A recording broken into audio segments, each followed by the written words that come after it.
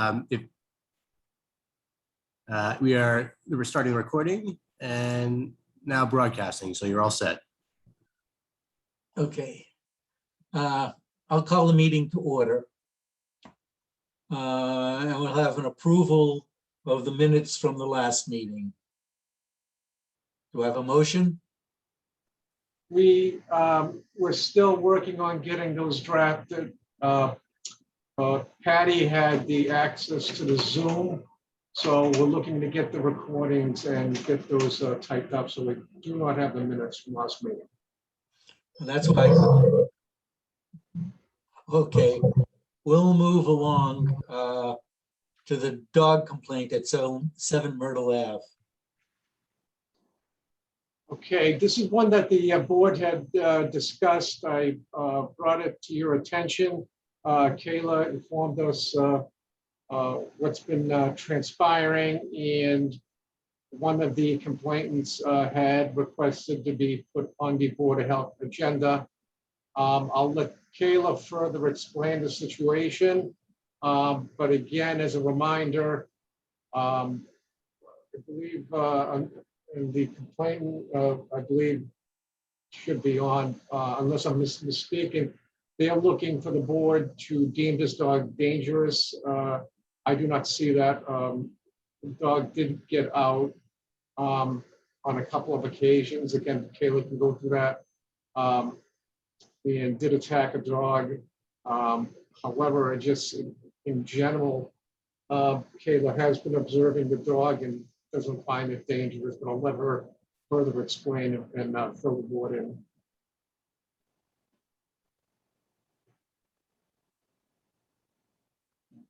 Kayla, are you on? Yep, can you hear me? Yes. Yes. Okay, hi. Yeah, so just to reiterate quickly from last month, this is just in regards to the situation over on Myrtle Ave, 7 Myrtle Ave. There's a dog there that has had some incidences in the past. Each time that Axel does escape, there is always an incident. He ends up involved in a bite. Each time it has been involved with another dog. He hasn't bitten a person yet. From what I've seen from his disposition, from person to person, from dog to person rather, he doesn't display any form of aggression towards people. It seems like he just may have some dog aggression towards other dogs. And it's unfortunate that every time he does get out of his yard, there is a bite.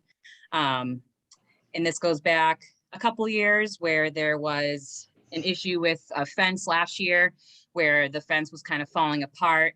Axel could be seen, poking his head through the holes there. Mr. Rocco, Axel's owner, did fix the fence. He put up a fence that has panels and it's about, I would say, 6 feet tall, where now Axel is fully enclosed. I did provide last meeting to some email threads along with some reports from some of the dog owners that experienced incidences with Axel, including Miss Bonavita and also Miss Wilson. Not too many new developments from last month, just that, yeah, anytime Axel does get out, there is a bite. And Mr. Rocco has done some changes where he won't let him out during school drop-off time or pickup time. That way Axel is contained, so he's not barking at the fence or jumping.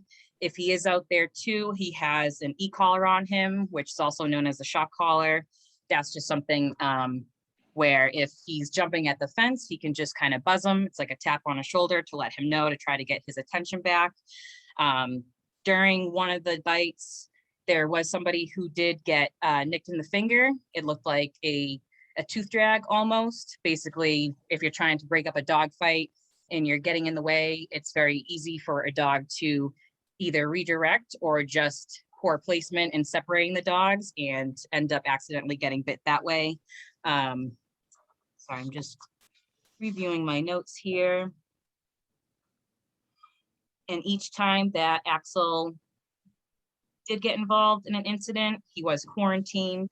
I know that there were a couple of incidences that did get reported later. There was an incident that happened back in 2017 where someone did state that Axel made it over the fence. That was back when there was the older fence there, not the newer fence here. And I mean, the times that I have monitored the location, I haven't seen Axel been able to make it over the fence or get really close to reaching the fence. He's a 7-year-old Dutch Shepherd. He's a working dog, which kind of explains his behavior. Those types of dogs, they need an outlet, they need stimulation, they need a job to do. Otherwise, it turns into something like this where it's not the dog's fault, but you know, he's so cooped up that when he does get out, he just goes, you know, 0 to 100 real quick. Okay. Since the fence has been put up, has he gotten out? Yes, so since the fence has been replaced, he did get out. That was the most recent bite with Miss Wilson's dog, where the front door was left open accidentally by Mr. Rocco's daughter, and Axel made it out the front door and went down the street to where Miss Wilson was walking her dog, which Axel made contact with the dog. Did have a puncture. There are pictures that were provided for that too as well. And once Axel did come out, Miss Wilson stated that Mr. Rocco's girlfriend was running after Axel and got Axel and brought him back into the house. And I also want to add to the board members, I gave you like an aerial picture of where the house is on Myrtle Street. It directly abuts a grassy area with a paved sidewalk that is right, literally adjacent to the dog owner's fence. So you got parents with kids walking their kids through this access way, and it goes like behind the, you know, senior center to the Bresnahan School. So again, my point being that is, you know, if people are walking and talking, you know, and the dog can hear, the dog will bark. But again, I don't see that to the extent that it's a dangerous dog. But that's the area. I can bring up the aerial view if you want me to, but I did send that to everybody. I know it was late too, but see if I can get it by sharing screen. Okay, yeah. So just bear with me a minute.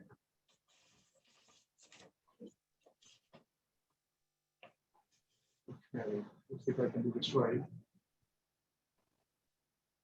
Oh, okay, can't do it while the participant is waiting.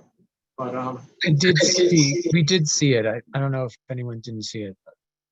it's that, yeah, it's the yellow bordered area. That's like his property, and then that area right to the right of it, if you're looking down at it, that's that grassy / sidewalk area. It's a cut through, but actually that's city property. It's part of the city's Newburyport, Bresnahan property. I looked that up on the assessor's map. And it's an access way. It's going to be a bit, you know, busy for kids, you know, with kids in the morning, and obviously when they get out of school too, parents picking up their kids and walking them home.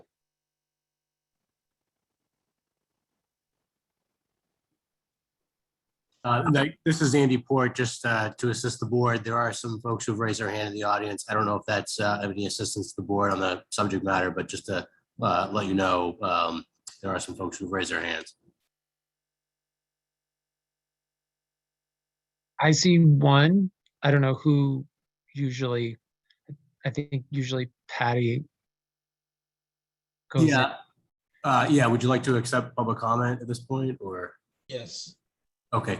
The first person we have is Kristen Bonavita. If you'd like to address the board. Thank you. Is there a way to see the members of the board in lieu of the board agenda by any chance? We have actually enabled use of cameras. I don't know whether anybody's using any.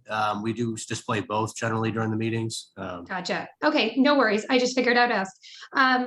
So I was the one that initially had brought this to Ms. Provencher's and the director's attention.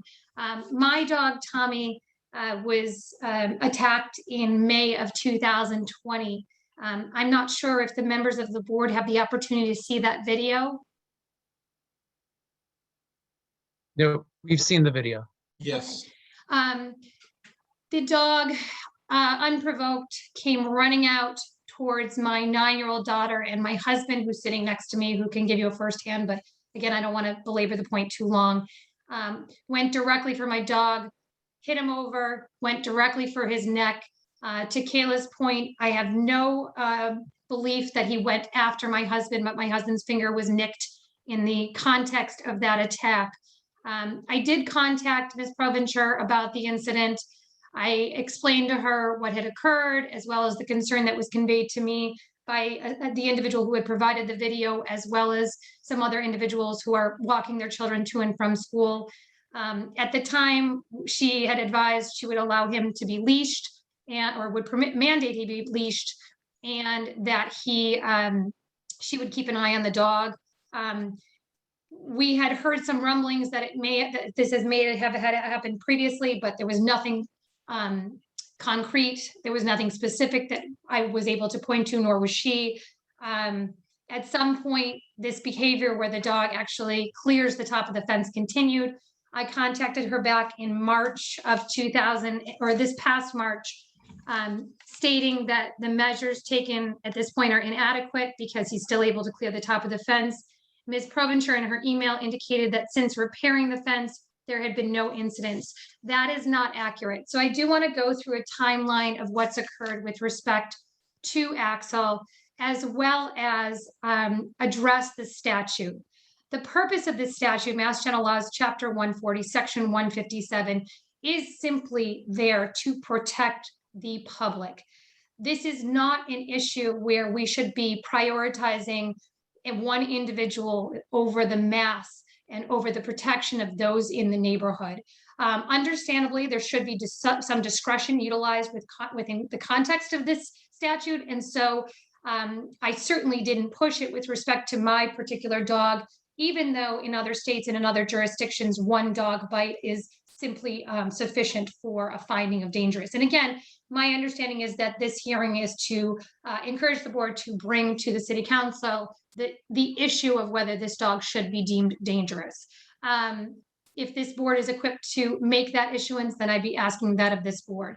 So to start back in September of 2017, there was an allegation by Ms. Brooks that Axel had leaped over the fence and attacked her dog and was nonstop barking at her husband. That was never brought to the attention of animal control until June of this year. However, we can't ignore that it occurred. So we have our first incident occurring that we're aware of in 2017. What I will note is in that email, which was presented to the board, my understanding from Ms. Provencher, there is a quote from the victim of that incident that Mr. Rocco had commented that this has happened before. Again, I don't have any specific knowledge of anything that happened before, so I'm going to stick to the facts that I have knowledge of. In February of 2020, there were emails from a woman by the name of Darcy to Kayla indicating the aggressive nature of this dog, that he had been clearing the fence. She had provided a video to Ms. Provencher, which shows the dog clearing the top of the fence and kind of coming over by a significant amount. Arguably, it is the old fence. In May of 2020 is when my dog was attacked. I've already addressed that, so I'm not going to go into that further. In December of 2020, my understanding, and again, I do have information that I requested in a FOIA request, which has also been provided to the board, that Ms. Desmond of 5 Myrtle Avenue reported that Axel had broken through the new fence, that he had gone after her, that he had broken through the new fence and that her dog walker was with her dog Blue, and that the only reason something didn't occur further is because the fence he couldn't make it through the whole fence. She is on the call. I'm going to let her speak to that incident because I don't have firsthand knowledge of that. But that was reported. That was reported after the new fence was put up. It was also important to note that she did indicate to Ms. Provencher that a teacher had been injured in the context of that in the past with respect to Axel. Again, I don't know timing, and in the last, I would say, few hours, we've gotten an understanding of who that teacher might be. So in a few hours, we were able to identify what had happened, the identity of that individual. I've not spoken with her. I don't think that's my job, nor should I be usurping that job from animal control. But I do think it's important to note that that was an allegation that was made back in December of 2020 that, from my understanding, was not followed up on. Lastly, we have the dog attack that occurred in June of this year, where Blue, Ms. Wilson's dog, was significantly injured. These are at least 3 known incidents. The director and Ms. Provencher are suggesting that these are isolated incidents that all happened as a course of an accident. Accidents happen once.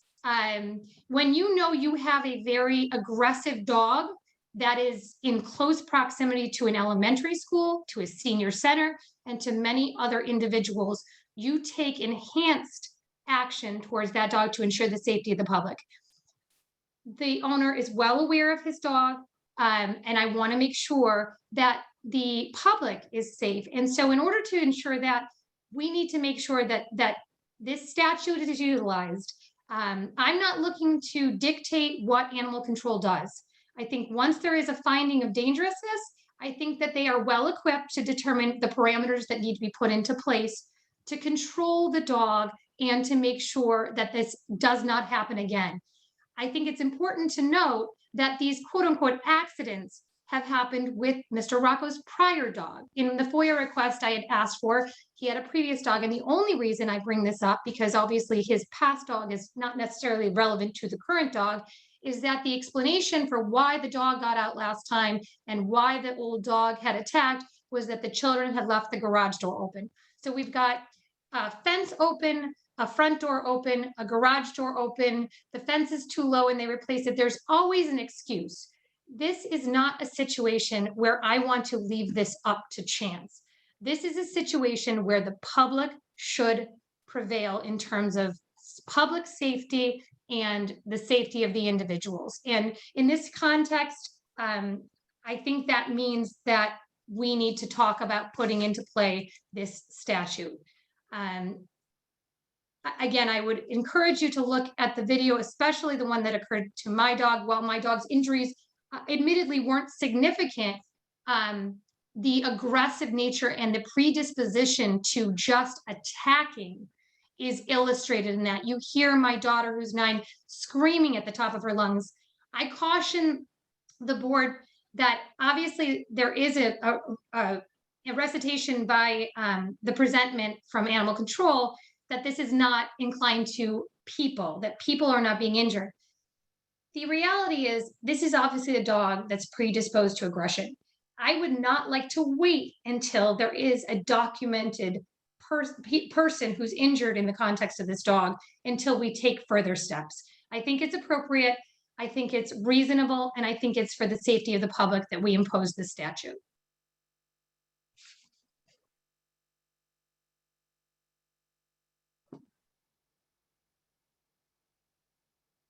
Okay, the next person we have is Steve Rudolph.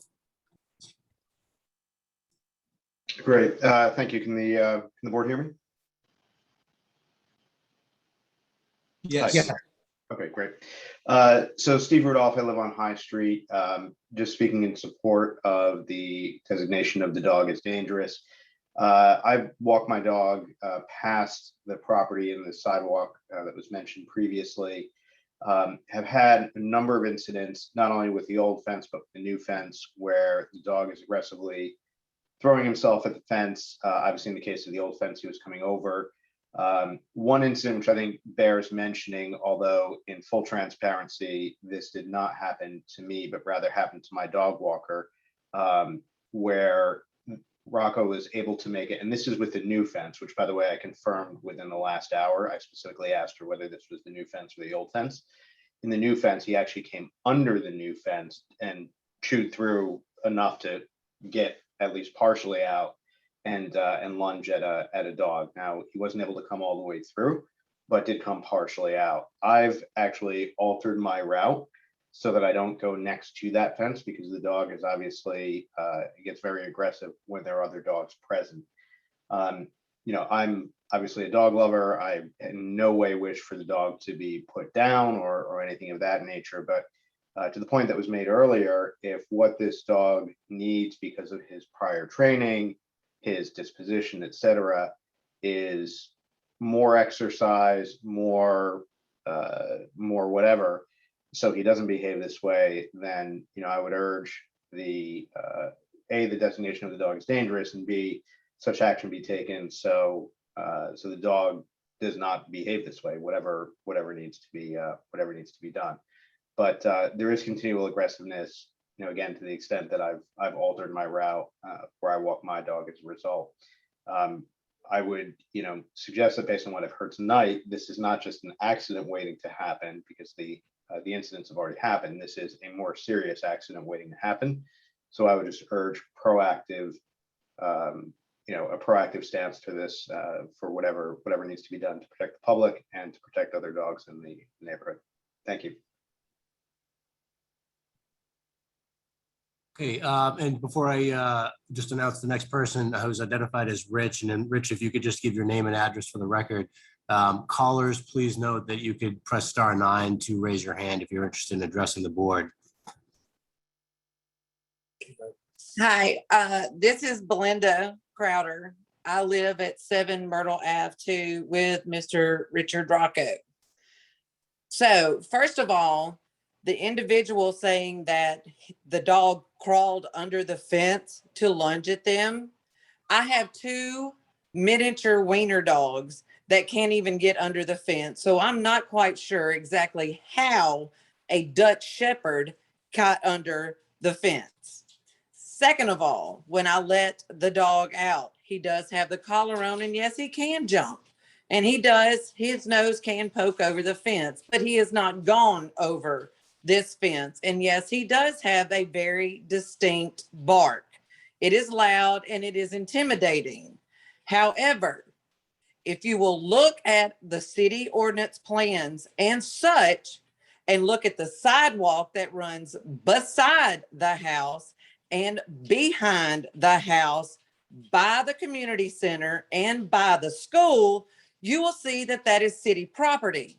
There is also a city ordinance along with the Board of Health that states no dogs are allowed to be walked or on city property, leashed or unleashed. That's school property, public property at all. And the thing of it is to note, over on the community center, they have up one of the little poop things for the dogs. So to me, that's instigating them to come back here and walk. Those dogs that are walking by our fence, that is considered school property. They're peeing on our fence on the property, which to me is taunting that dog. So all these little dogs that are so innocent are taunting our dog sense of that. So one, they're not even supposed to be walking over there. I have video of dogs that aren't even leashed running with kids playing basketball. When people are playing bocce ball, I see dogs running free and wild. Plus, I have video of dogs peeing on our property and our fence. So that can of worms can go both ways. So they're breaking the law in the same sense. Thank you. Next person we have is a phone number ending in 864. If you'd like to unmute, you'll have to press *6.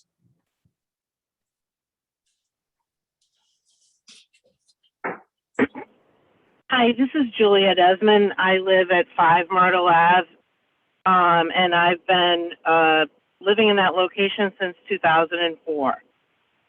So I feel that my location has a firsthand view as to what is going on with that fence, and also, you know, my own experience of walking by that fence. It is my dog that was walking by that fence in the winter, and by my dog walker, and Axel, who is the dog that lives at 7 Myrtle Ave, broke through the fence and could not get completely out of the fence and went after my dog walker. My dog walker came back to the house after that event occurred and basically told me, and she works at a animal hospital for 25 years and deals with dogs all day long, said, I'm not going to walk your dog anymore after what I just experienced with your next door neighbor's dog.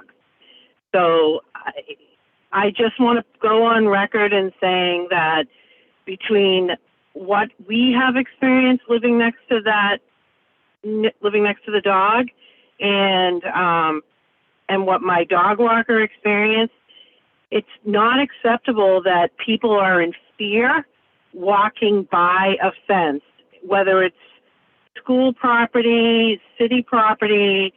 We should be able to walk in our neighborhoods. One of the things that our city council are striving for is a walkable community, and you shouldn't have fear walking out your door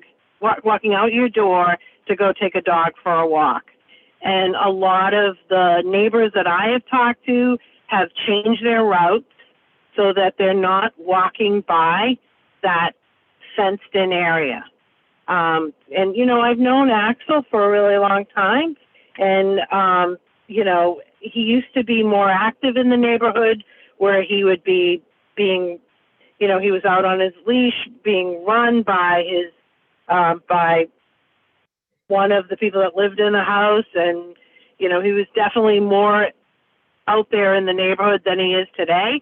Right now, he kind of stays behind a fence, and it's caused some sort of territorial thing, in my opinion. But again, that is my opinion. I do know that there's been an issue with the school and teachers and children being fearful of walking down that path. And I don't think people should have to be in fear of walking down a path, you know, in a neighborhood like Myrtle Ave and the surrounding streets. And, you know, I don't want anything to happen to Axel, you know, that would be detrimental to him. But I do think there's something that needs to be done from a standpoint of addressing the fact that it is dangerous. And, you know, as soon as it gets cold and that fence is able to be penetrated by, you know, the temperature, I think we need to be concerned again. So right now, the fence, from a standpoint of he can't break through it because our temperatures are hot, might not be a concern. Whether he can jump over the fence or not over the fence is a different issue. It was my understanding that Axel was to remain on a leash in his backyard. And that's the last thing that I had heard about, you know, how Axel was supposed to be living in that backyard. Thank you. Thank you. The next person we have is Steve Rudolph. I already spoke. Here, I'll lower my hand. Okay, thank you. Next person we have is identified only as Darcy. Darcy, if you could give your name and address for the board. Yes, I'm sorry. It's Darcy Hall. I live at 351 High Street.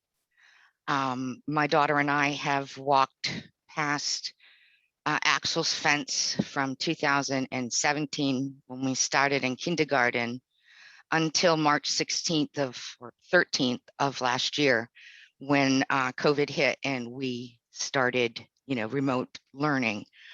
My daughter does not want to go to the park because of Axel. If we do go to the park, we have to go all the way around to the other side of the senior center. If you ride your bicycle past the fence at any time of day, or a scooter, anything that makes noise, he barks. And it the owner's girlfriend, whatever, said, he has a very intimidating bark because that's what he was trained to do.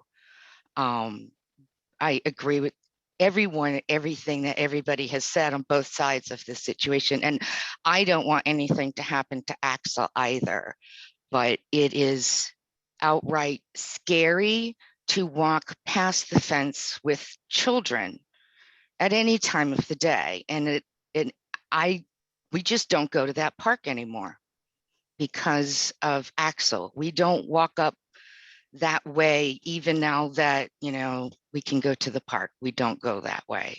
And I have other videos of before the new fence went up. But I know that when there's 2 feet of snow back there, he's going to have no problem jumping the fence. And we can't expect Mr. Rocco to shovel his backyard. Obviously, I had a dog and I would never have wanted to shovel the backyard, but that end of it really concerns me. We don't go there anymore. So that's a shame because we live 5 minutes away. Thank you. Thank you.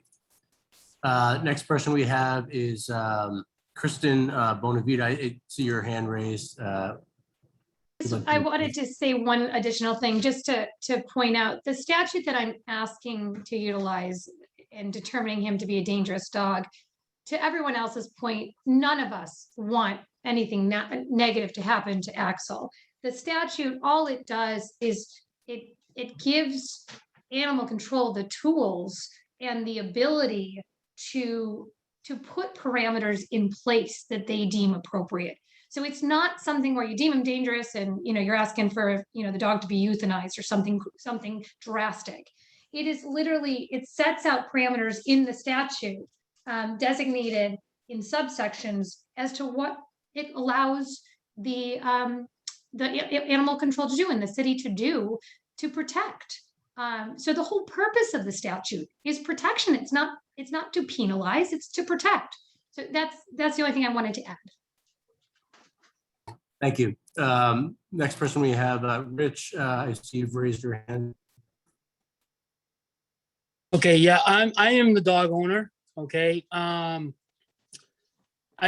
First of all, let's get one thing straight. This dog is not trained for any kind of work at all. Okay. This dog is just basically a house dog.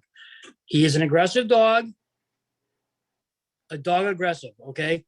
But what I am seeing is people walking their dogs down here, which is a city ordinance violation that is not being upheld. Okay. When I was a police officer here, I was ordered to go to different schools to write people up for having dogs on school property. You walk your dog down here, it's a violation. Okay. Not only that, but I have video footage of my dog out in the backyard with the shock collar on a Sunday afternoon. Okay.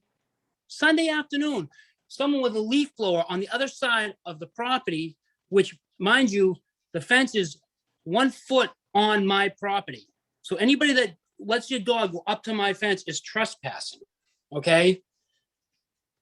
Has a leaf blower blowing under the fence, leaves under the fence, agitating my dog. Does everybody think that's okay?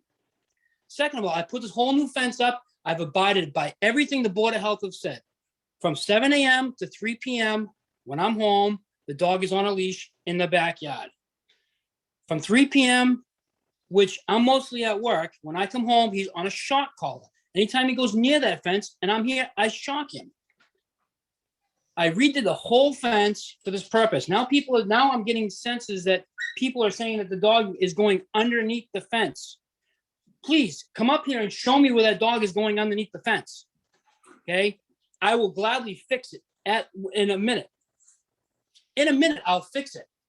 You know, so not only that, but after I had the fence put up, a month after I had the fence put up, I know the dog was outside, he was barking.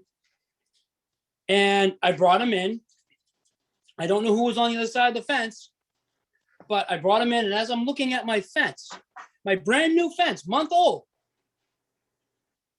I look, I said, what's that? What's going on down there? I went down there, and I noticed it was pushed in. So I walked down the side. Someone had kicked my fence, put a hole through my fence that cost me, I will say it, $10,000 to put up. And it cost me another $500 to repair. Is that right? Agitating my dog? This dog, you come in my house, this dog will jump on you, kiss you, love you. He is dog aggressive. I'll admit that, because I had a lab with him. Before the lab, I had to put the lab down. I got 3 other dogs here that are small little dogs. He is fine with them. Not a problem in the world. You know, so if we're going to continue to push this issue about him, which I have, everything the dog health department has told me to do, I have done. Unfortunately, the 2 incidences, yes, I took full responsibility. I took care of the dog owners. You know, whatever they sent, I did what I had to do. Okay.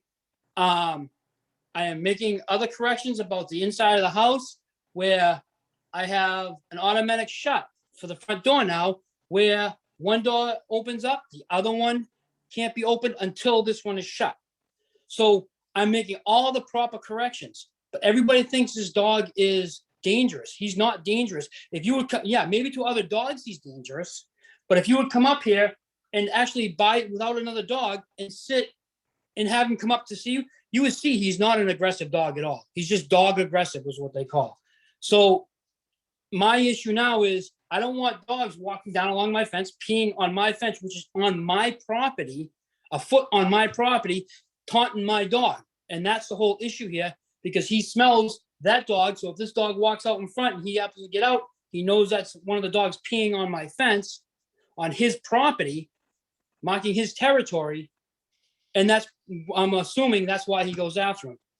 So, I mean, I'm doing everything possibly that I can to rectify these problems.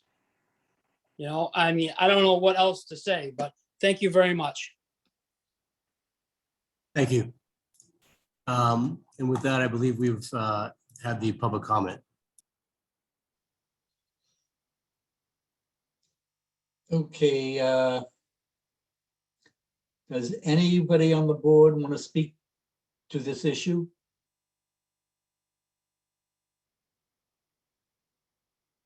Yes, if I could just say one quick thing. Just in regards to the ordinance about no dogs being on school property, I do remember from my predecessor that through my training that was mentioned that no dogs were allowed on school property. For example, we would stand at near the entrance of the Bresnan Hand School just to make sure that parents weren't walking their dogs up with their children. However, I haven't been able to find it anywhere written in the ordinance. I've also looked on the Bresnan Hand School website too as well. And I've just done numerous Google searches to try to find that verbiage somewhere. I just haven't been able to locate it.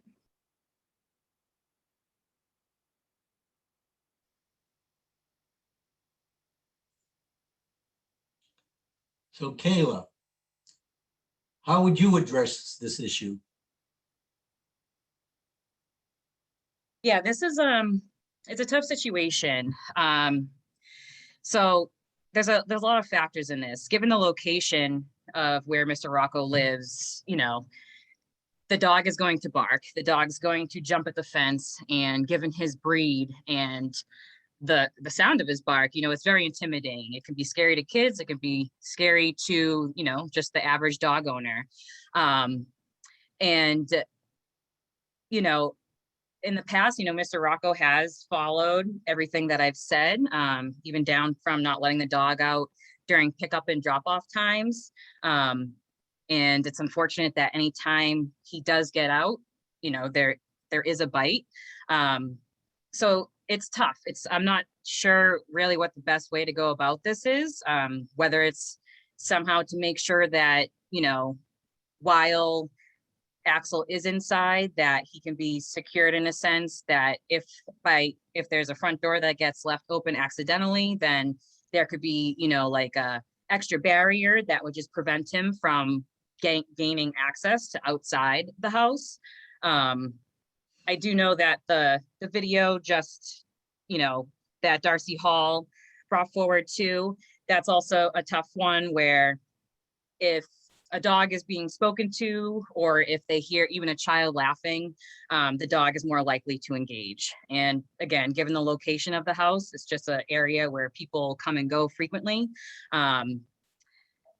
It's a tough one. I don't think that Axel can get out of the backyard. I don't think he can clear that fence. Just the factors is that the times that he has gotten out were due to a door being left open or something along those lines. So, I've been trying to think of ways to prevent that from happening. I just think of it as, if we were to do this for every other dog, we'd be putting restrictions on many dogs. I have dogs that have a couple bites here and there. It may not be as frequent as Axel, but I tried to look at the whole situation and all the playing factors in there to try to come up with the best, case scenario here. So I'm not really too sure which way to go with on this one.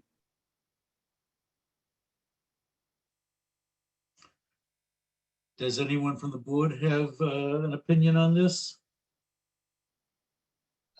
I just want to chime in a little bit that this is probably one of the most emotional cases that we've had on the board or presented to the board, even though we've had like a lot of big cases, but whereas this just feels a little bit more emotional and, like Kayla said, really tough. I think I want to maybe focus a little bit on the little bit of positive that I heard as a commonality to everyone who spoke to the board, and thank you everyone who did speak to the board. I know that's not easy, given how emotional it is. Everyone did express concern for Axel. My main concern on that aspect is from just looking at what the statute says, it does put Axel on a path to possibly being destroyed, as it's written. And the other aspect I would want to put in is this is a science board. It's the Board of Health, like not everything everyone expresses as an opinion of what can happen, we can sort of just conclude with. But I don't have anything in front of me or that I read that says because A, the dog is aggressive to other dogs, that we conclude B, the dog will be aggressive to humans. It can be, a personal feeling or conclusion, but there isn't anything where I can distinctly say that's what we should conclude. And as Kayla said, there are a lot of aggressive dogs. And I want to say I am a dog owner. I have my 2 dogs behind the screen right now. So I sympathize, empathize with both sides. Having a dog attacked or having an aggressive dog is a tough situation. I want to ask or present, if this community is this involved with this case, and there's a few people that are familiar with the dog or familiar with the neighborhood that much, and also tagging on to something a couple of you have said, including Kayla, if this dog isn't being walked at all, or isn't getting enough exercise, could there be another approach? Could there be what I've seen in other communities, a community approach to volunteering to help socialize the dog or walk the dog, and that could be an alternative approach. And you all can sort of let me know how you feel about that.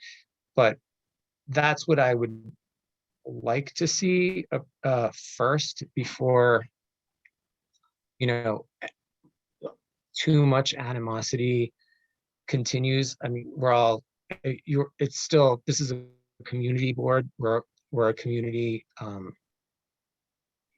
People are very emotional about their dogs on both sides.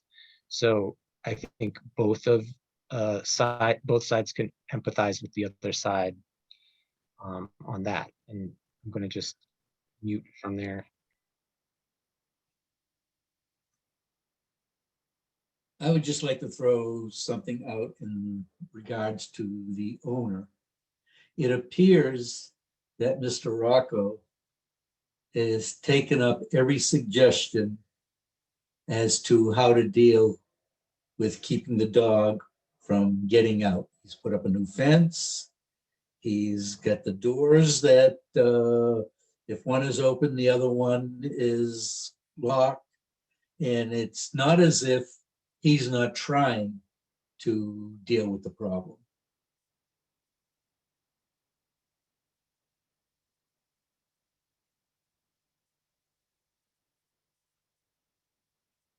Does anybody else want to comment? Does the board want to take any action?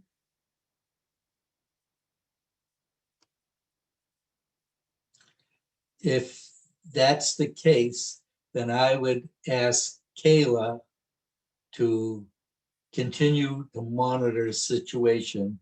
And if it's something that needs to have further action taken, then it be brought back to the board. And Dr. Blair, it looks like Mayor Holliday has her hand up. Go ahead, Mayor. Thank you. I was just curious if, I mean, I know that from what Kayla said, that this is a dog that, you know, this is innate in terms of the, you know, type of behavior of this dog, but has there been any kind of formal training or any effort to train this dog? I was just curious, Rocco, if you could address that.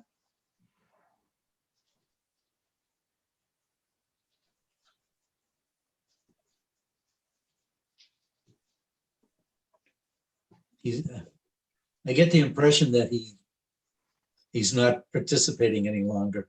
Okay. Hands raised. Rich, are you able to address the board? Yes, I'm gonna address the board.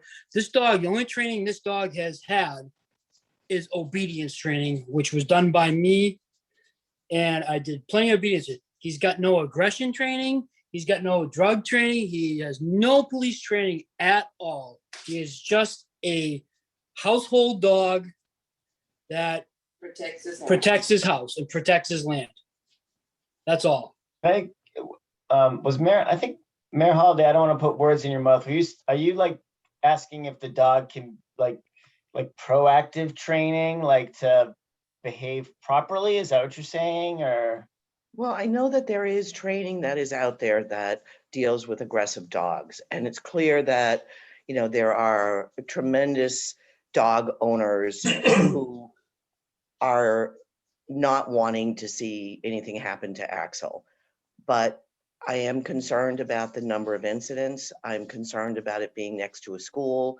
I'm concerned about the winter, but the keeping him on a leash in the backyard should prevent him from jumping over the fence. But I think we're running out of options in terms of the level of concern that has been raised by members of the public who live next to Mr. Rocco. And, you know, it concerns me that a mother and her daughter won't even use the beautiful playground there because they're too afraid to walk by the house.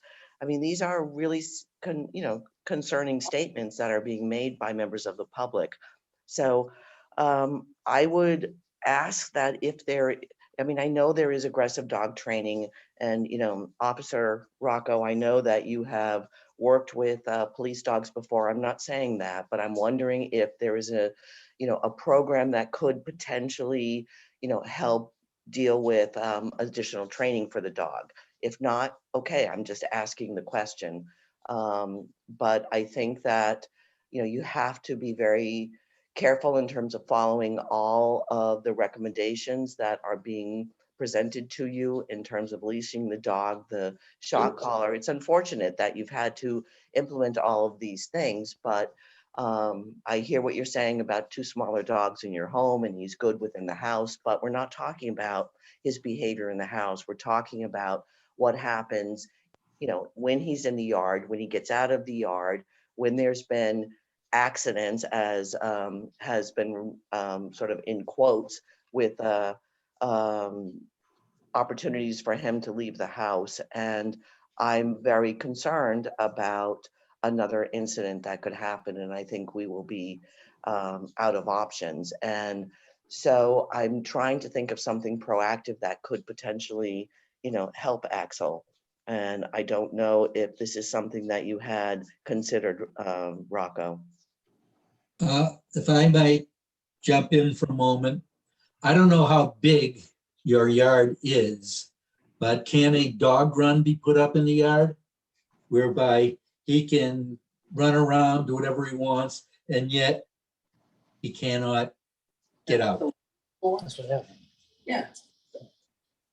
I think I'm waiting for the.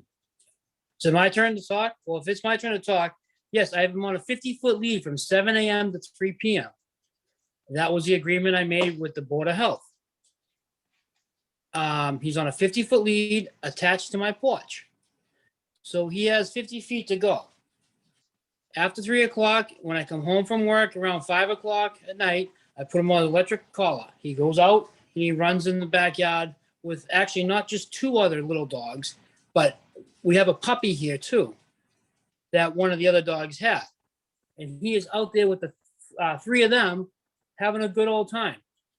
He doesn't jump at the fence. I make sure of that. So this is why I'm concerned about all these people coming by saying he's jumping at the fence, because I'm the one that's here letting him out at the time, and he's got the shock collar on. The minute he goes to it, I hit the zap collar.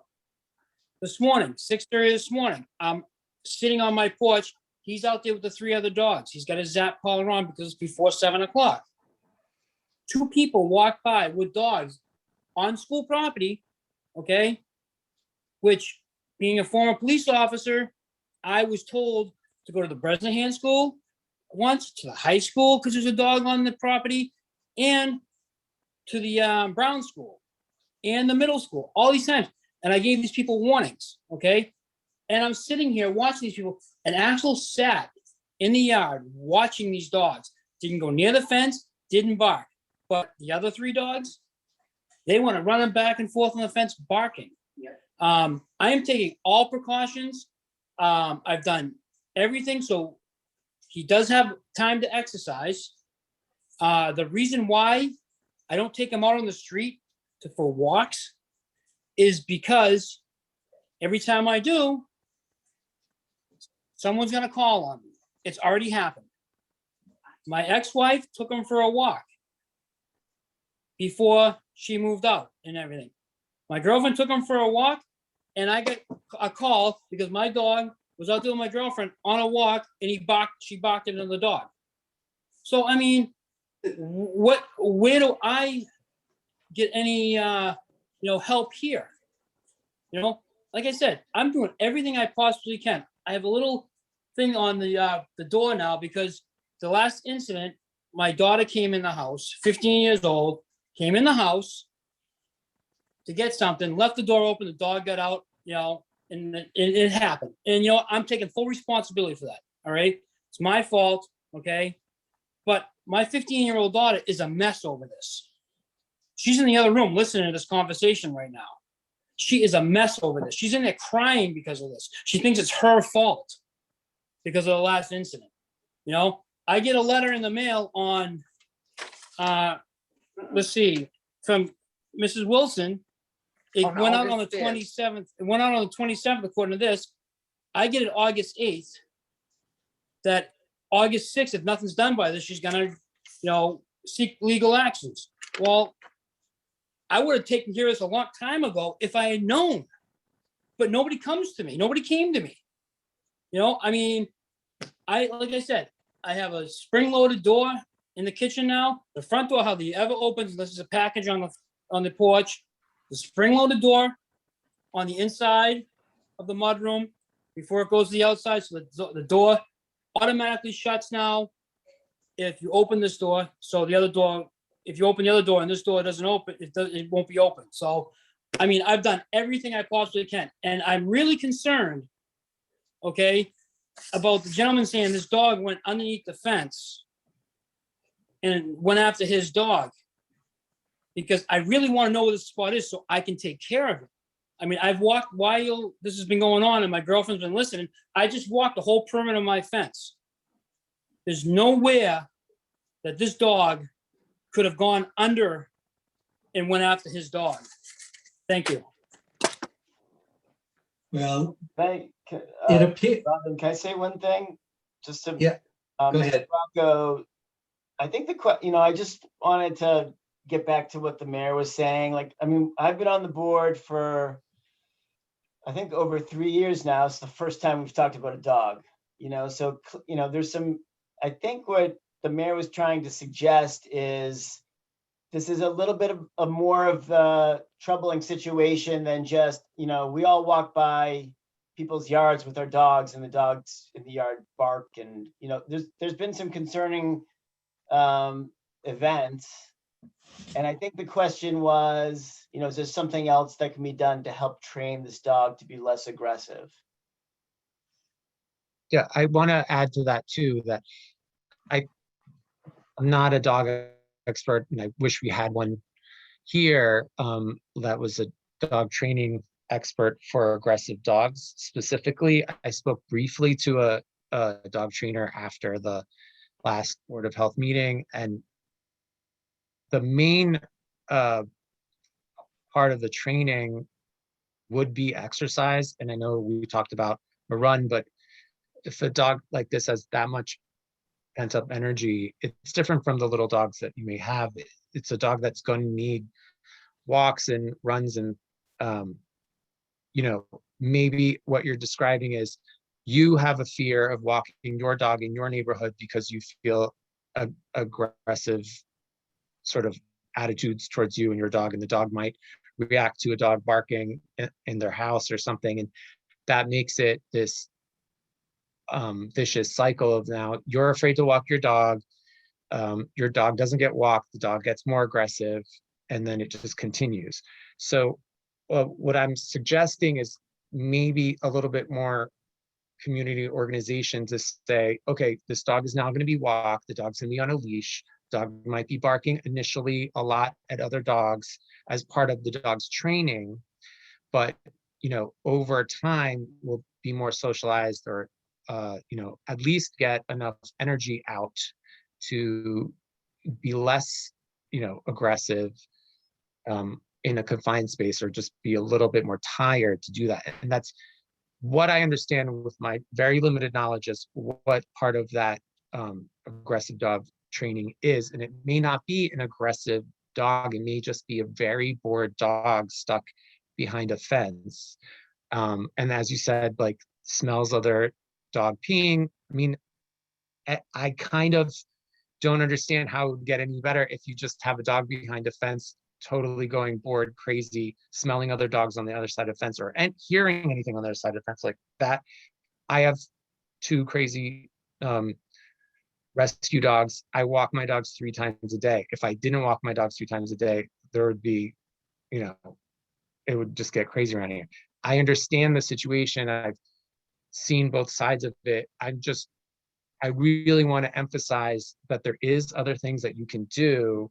I understand also that it's going to require a community acceptance of like, this is the other thing that's going to happen, and that we have to, tolerate a dog being walked that might bark a little bit, or, initially be like pulling on the leash a little bit until enough of that is done. And so the dog gets a little less aggressive. So I feel for you. I mean, you definitely sound like you're concerned, and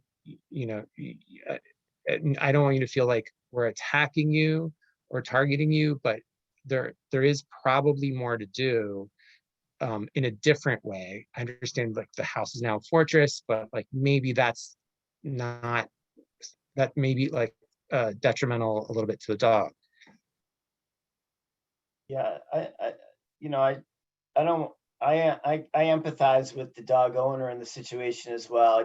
I think Mr. Rocco, I just wanted to make clear is that this feels beyond, this feels like a serious situation to me. Like it's a problem beyond just, the dog barking when people are going to walk down this road, maybe even by accident. I mean, I think so.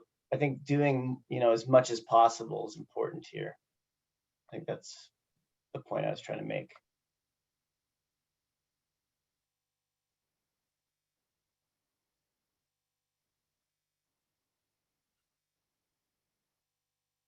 Okay, and just to go over what Mr. Rocco has already said, I think he has done a lot to deal with the situation. The fence, the run, and whatever else was suggested to him, he's done it. And other than putting the dog in training, I don't know what else we can ask him to do.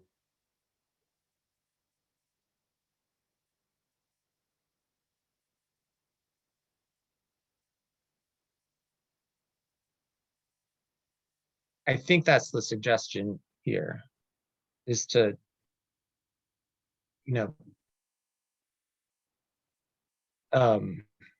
address sort of the dog's condition, which could be related to training, which could be related to being cooped up. One of the people that spoke about their concerns of the dog mentioned how the dog used to be walked. I know that's not easy, but I think that's what we're suggesting at this point, and not taking any particular action at this point. Could we have Kayla monitor the situation and to see what transpires from here? And then if action is necessary, we consider it. Anybody else have any input on that?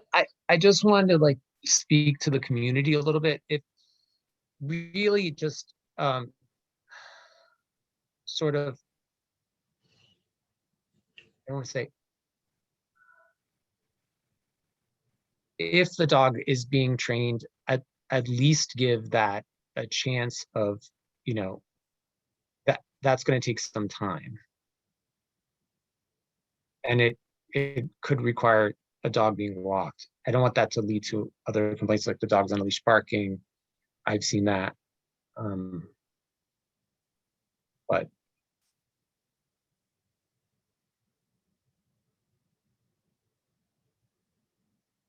Okay, well, unless there is something else to bring up regarding this situation, then I suggest that we move along without taking any action, leaving it to the judgment of the dog officer.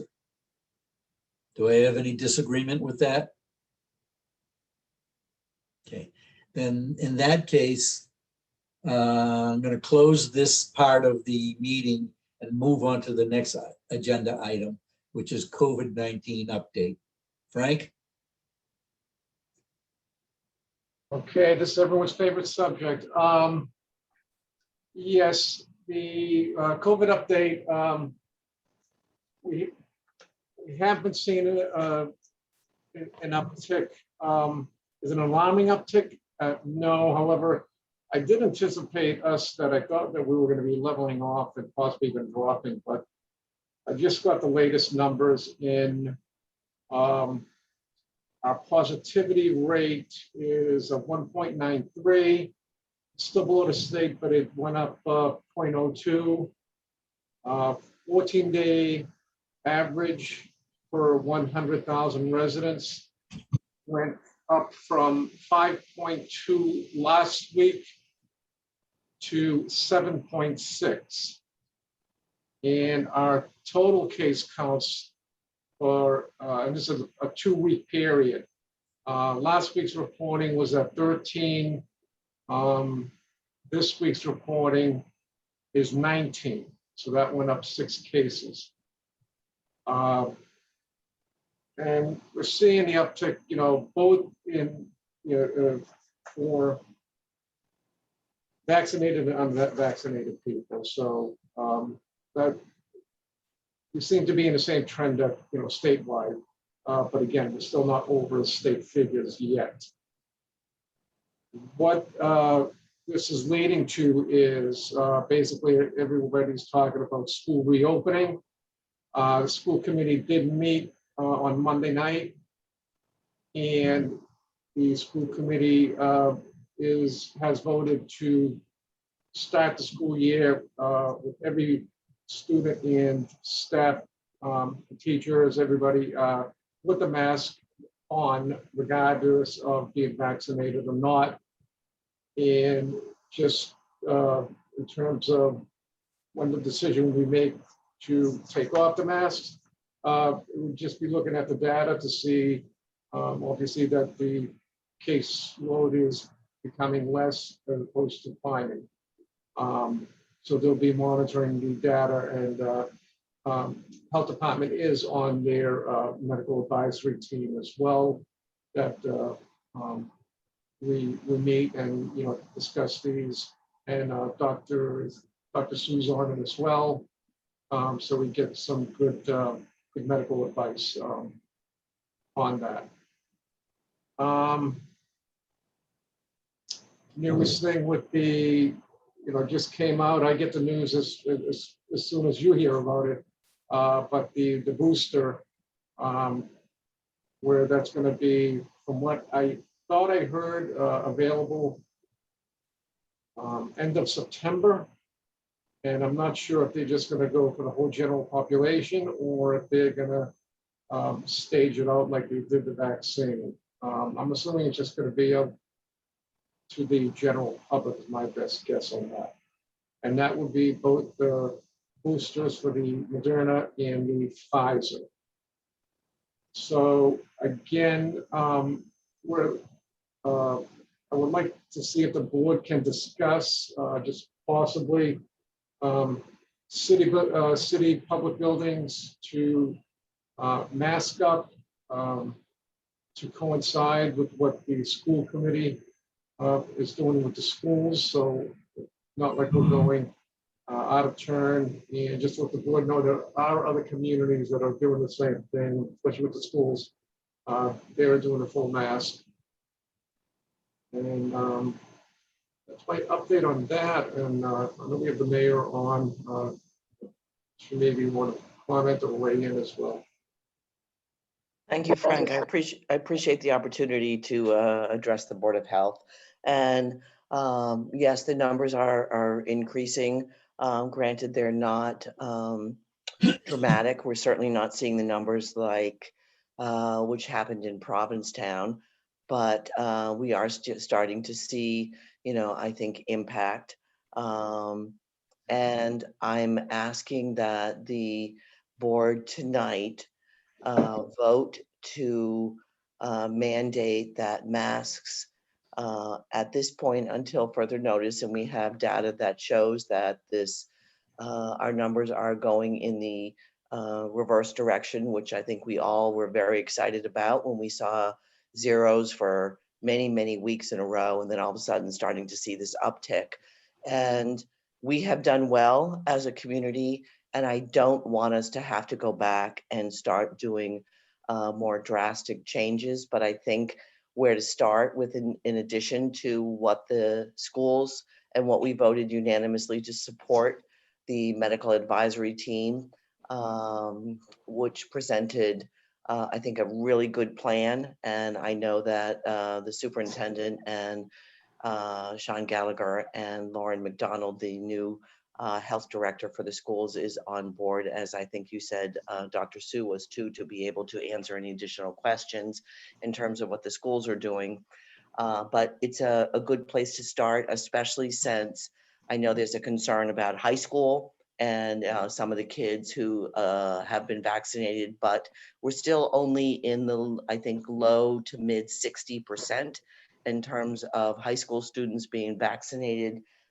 Seniors are doing better than the rest of them, but, and again, in terms of encouraging students to get vaccinated, but we do need to, I'm asking you to please move forward on implementing a mandatory mask rule for all municipal buildings at this point.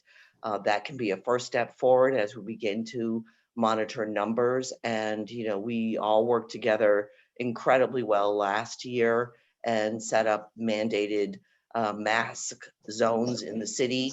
I'm hoping we don't have to get to that, but I've also noted across the city that I'm starting to see an increase in people wearing masks. I've noticed restaurants are encouraging staff to start wearing masks again.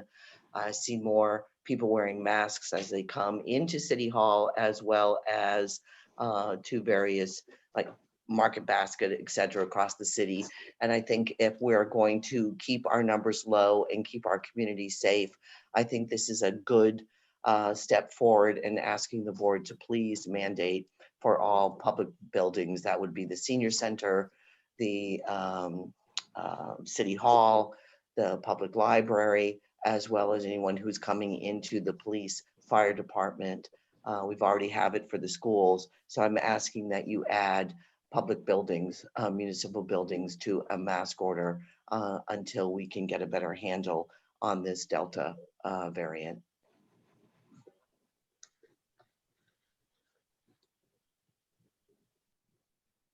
Frank, do you have anything to say on this?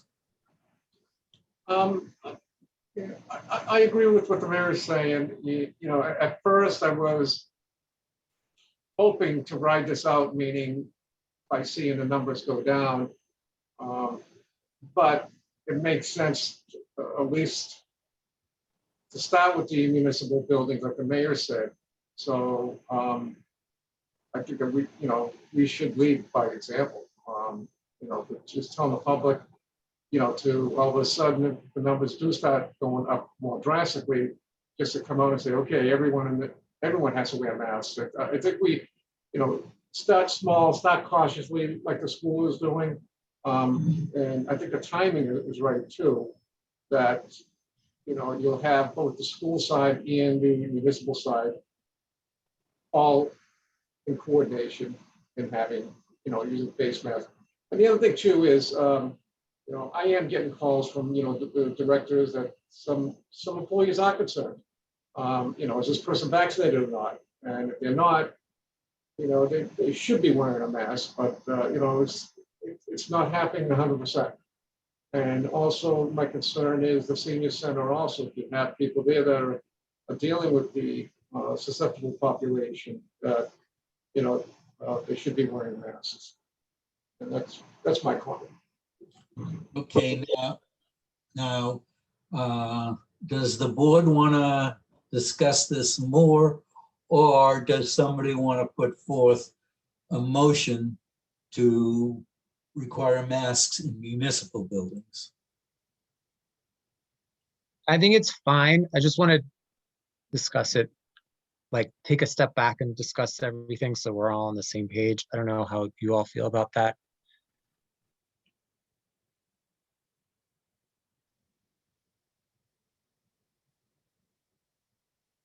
All right, I'm just gonna, I mean, I'll talk. You're gonna have to listen. So, Is there a public comment portion here, or I mean, there's hands up? Should we? Oh, we wait. There's hands on? Yeah.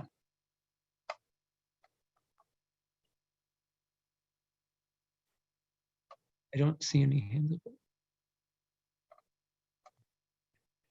up. I think if you go to participants, you see the little yellow hands. Yeah, is there a particular person you'd like to speak initially? No, I mean, when does that happen? Are we gonna allow public comment here, or? Well, that's up to the chair and the board, of course. You can allow anybody to speak. It's up to the board, so. What do you say, Robin? Yeah, I think we should let the public speak.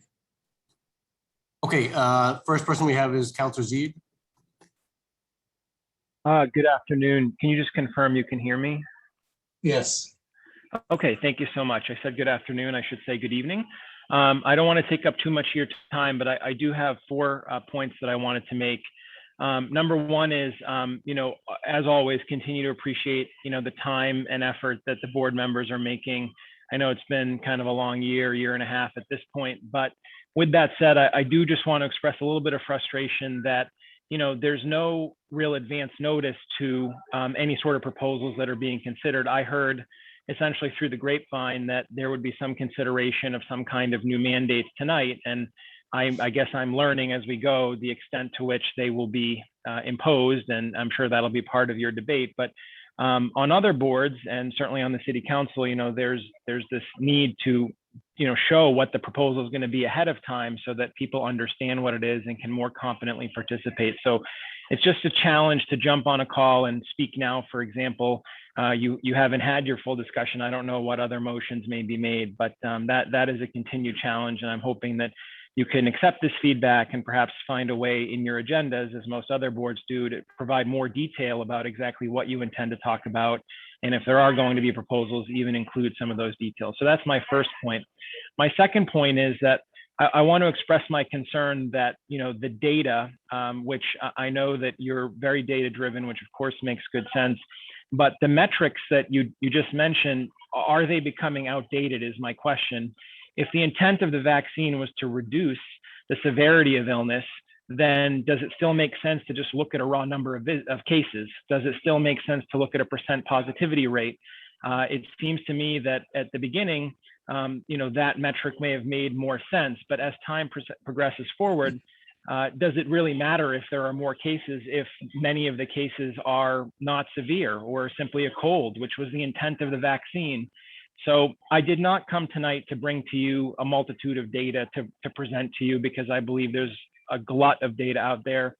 Some of it isn't useful. Some of it you can pick and choose from to make a point that you wish to make. So I will leave that to others if they so choose to do so, but rather just to make sure that, there's consideration for when you say the data is going to trend down, what data?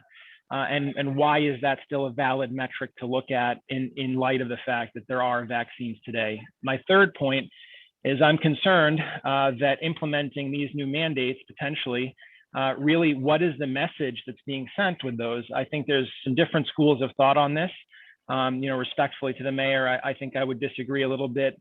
I look at some of these, regressing back to where we were in earlier times, not necessarily being taken as, hey, we're being more cautious, but rather as perhaps an indication of a lack of confidence in the vaccine, for example. And when you're on the precipice of having booster shots being offered, as well as going from pandemic to endemic, it's important that, we start treating it differently. We can't simply look at the same metrics and do the same things that we did last year, because that was the whole point of and as the mayor stated, we're in the 60s for high school students, but across the population, we're greater than 70% according to the DPH dashboard, which of course I'm sure everybody looks at. So respectfully, I ask you to consider, what is the message you're sending when you put this out there?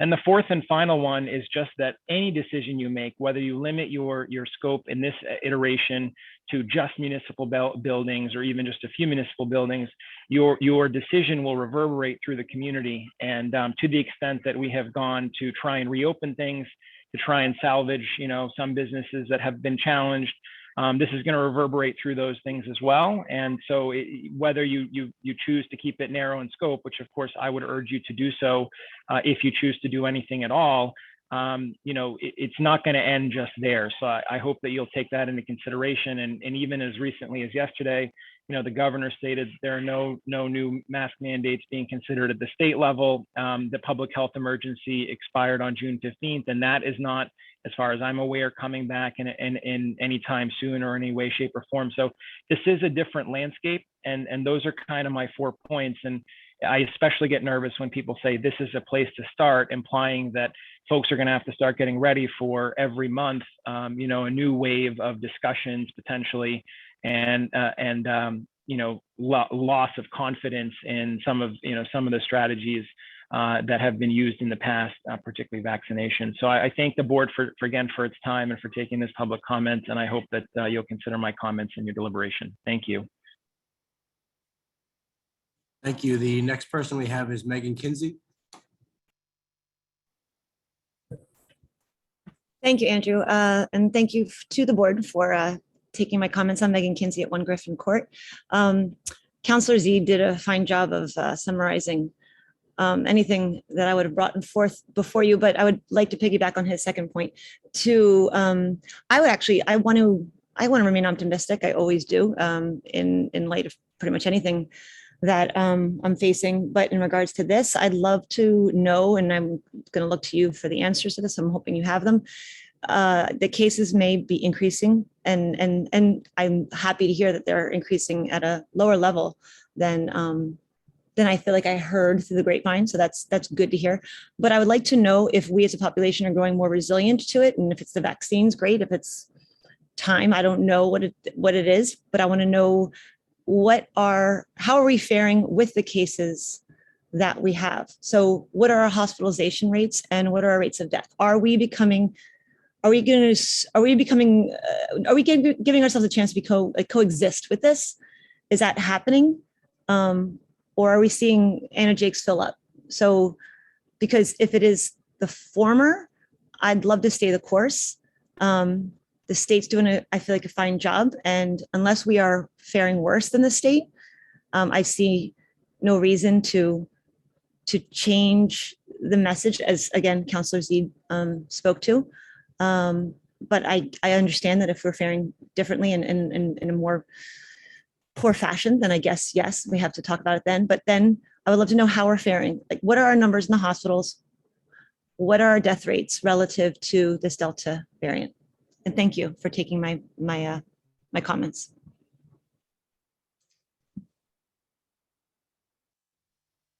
Thank you. The next person we have is Nancy Caswell.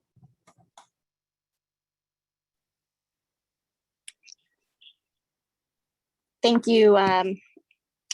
Nancy Caswell, 3 Jefferson Court, and I have some businesses downtown. I just wanted to speak on, to maybe echo some of the sentiments from Councillor Zeid on the next steps, specifically focusing on the challenges from the last couple of weeks having operated downtown. It's concerning, and I completely understand the piece that, Baker is putting it on all of the local administrations to make their decisions coming off of what's happened in Provincetown and the Cape and Islands. And as somebody who has devoted a good 18 months on working towards better COVID related plans for dining options and indoor dining, I just am slightly frustrated that today we're talking about masking back up in city mandated buildings, or, I understand the school piece, but for the sake of next steps into indoor dining, coming off of, what was Yankee Homecoming and the increase of transient tourists here in the city, as well as coming off of the car show and being surprised that we are seeing, a 2% increase as a shock based on the increased amount of traffic that we had here in the city. And I spent some time this morning reaching out to all of our inns in town to have a better understanding of what their capacity looked like the last 3 weeks, as opposed to what it's looking like in the next 2 to 3 weeks, coming off of our busiest time of year. They were at 100% capacity. and they are now seeing a dip in the next week or two. And again, I think that that would be expected based on transient consumers and people coming into the city, and more importantly, that it would affect those that are vaccinated or not in our community as we walk the streets. I personally feel like if it's to be precautionary, I think that we're moving too quickly to pull the trigger on this. I think that our numbers speak to themselves. If you're following the data, hospitalizations and deaths, the way that Baker and Polito's administration is saying that they are, I don't believe that those numbers are large enough for us to be concerned at this moment. If it's based on concern from where where we're going with it, I think it's too early to tell. And I'm concerned about the way that it's being presented today to this board in a way that let's start here, and how it could potentially affect our small businesses and downtown establishments that have been suffering quite a bit. And I just want to echo the sentiment that I think that it should be something that you as the board think about and consider and evaluate in conversation before going ahead and just making a motion to pass this. Thank you. Next person we have to speak is Councilor Lane. Hi, thanks. I too would like to thank the board for all the work that they've done over the past 18 to 20 months. I know this hasn't been an easy chore. I can speak to that firsthand. Not to sound like a broken record, I do share the same sentiments of the three previous speakers. I guess my questions are, the metrics we're hearing about, 0.02%, all these percentages, what are some real numbers in terms of what we've had for positive cases? And of those positive cases, how many are, serious instances where there's hospitalization or deaths? I think to act on this tonight would be kind of a rash decision. I get nervous when I hear of, this is the first step. What are the other steps that are being discussed, or are they even being discussed? What is the contingency plan here long term? I also think that the state is doing a wonderful job going upon their guidance. That's kind of the direction I'd like to see, is take more direction from the state when they act. I feel like, implementing this too soon or too brashly is going to send exactly that, the wrong message that we're not doing well. When our numbers, are considerably lower than I thought they were. Hearing a 0.02 climb and having to mandate a mask, in every public building seems a little bit, knee jerk. I'm here to ask that you fully give this your due diligence and have a good spirited discussion and not act too soon on this, and maybe get some input from the public as well as businesses, how they feel. Kind of branch out and let's, take a breath here and not just implement this overnight. Again, I appreciate all the work you did, and those are my thoughts and concerns at this point. Thank you. Chair, that is the last raised hand that we have. Thank you. So I just wanted to thank everyone that spoke, fully intending on discussing this thoroughly. I just wanted to maybe address some of those questions a little bit, and then discuss them with the rest of the board. I did speak to Alex Morris, the town manager of Provincetown, at length about the outbreak, and I also was very pleasantly delighted that our numbers didn't go up from what I expected from Yankee Homecoming, and not so much the car show because it was more outside, but there's a lot of variables here, and I'm just going to present them very objectively, just so everyone can have the same conversation. The first thing I want to present that we should discuss as a board is the seasonality of the virus, where we are with that. Also, the variant that we're discussing and the numbers and what the projections are and what that might mean with our positivity rate, but also what our vaccination rate is. As I forget who presented. We are at a different place than last year, so it's a little bit different what the terrain is, and we have a couple more tools at our hands besides just the masking, including the vaccine. So one, our seasonality, as what it seemed from last year, isn't right now, but it's approaching. So fall was another wave, and the modeling is expecting a peak for Delta to happen in October. And one thing with so why there was a cluster, what they call a cluster in Provincetown, those activities, there's clubs, they're indoors, there's a lot of drinking, a lot of partying, and 60,000 plus extra people each of those festivity weeks that influx in. And then when,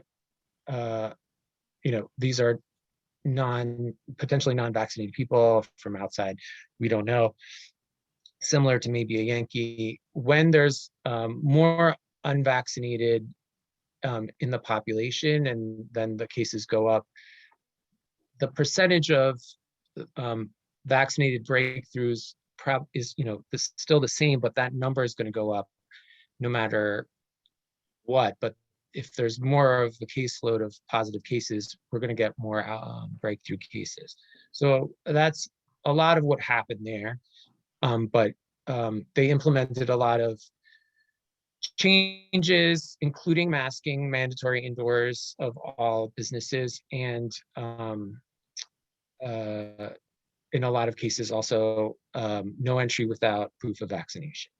And so now I think the last case that I just got the numbers down from Alex Morris today, and I'd sent the board updates as I got them. The numbers are down to 2 positive from previous. I'm gonna pull that up later. I can't really present it because I don't have it in front of you, but anyway, it was a huge turnaround. So again, I'm not advocating for anything, but when there is a big cluster, there's evidence to show that that can be turned around. And there's also, a lot of other cases for the Delta being turned around throughout the country. Secondly, so when we're dealing with Delta, here's what else is different from last year. So last year's variant, which we can call alpha or whatever, was R naught of 3, and R naught being part of what we calculate out to being what the herd immunity is and what the herd immunity needs to be for us to keep everything in control. That if you put in 3, so the herd immunity is calculated as 1 minus 1 over R naught. So if you have 3, you need 66 or 67% of the population vaccinated or immune from like previous case, right? So and our vaccination rate is what, 70%. So we were pretty okay. So everything under control. Now, if we have a variant with what they said was chickenpox has a R naught of like 9 or 10. I'm just going to say 8. If the Delta has the R naught of 8, you need an 87.5% herd immunity to keep that from replicating. And so we're kind of vulnerable then with the vaccination rate we have. I mean, I don't know what the number is if you add the vaccinations with the number of people that were confirmed COVID positive. And then there's also that like variable of how many of those vaccinated people are not really immune because we were vaccinated in February or March. So how much of that is waning? These are all unknown numbers. But my concern is, again, like maybe not exactly what's going on right now, but the potential for immunity waning, seasonality climbing, and then the variant needing much more herd immunity to be kept in control that we don't have. I do think you need to have a thorough discussion about this. Any sort of health intervention is not like an easy one sort of like hit and then done in solution. There's unintended consequences and of any intervention, health intervention. We need to discuss maybe a little bit about what those could be. I am a business owner in town. The little difference is that as a dental office, health offices had already by state law a mask order, so you have to already be masked coming in to my office. Does that make everyone masked coming into my office? No, I will tell you, people still come in unmasked because in the summer they're not wearing a mask, they're not carrying a mask, and then, you know, like what you do at that point. So I am a little concerned about that aspect. To everyone's concern, we're not discussing what to do with other businesses. We haven't, that's not what is being discussed. I think the mayor had a concern with particular issues going on in the public buildings that I will let other people speak to, because I'm privy to that. And I think that's pretty much like all I want to present.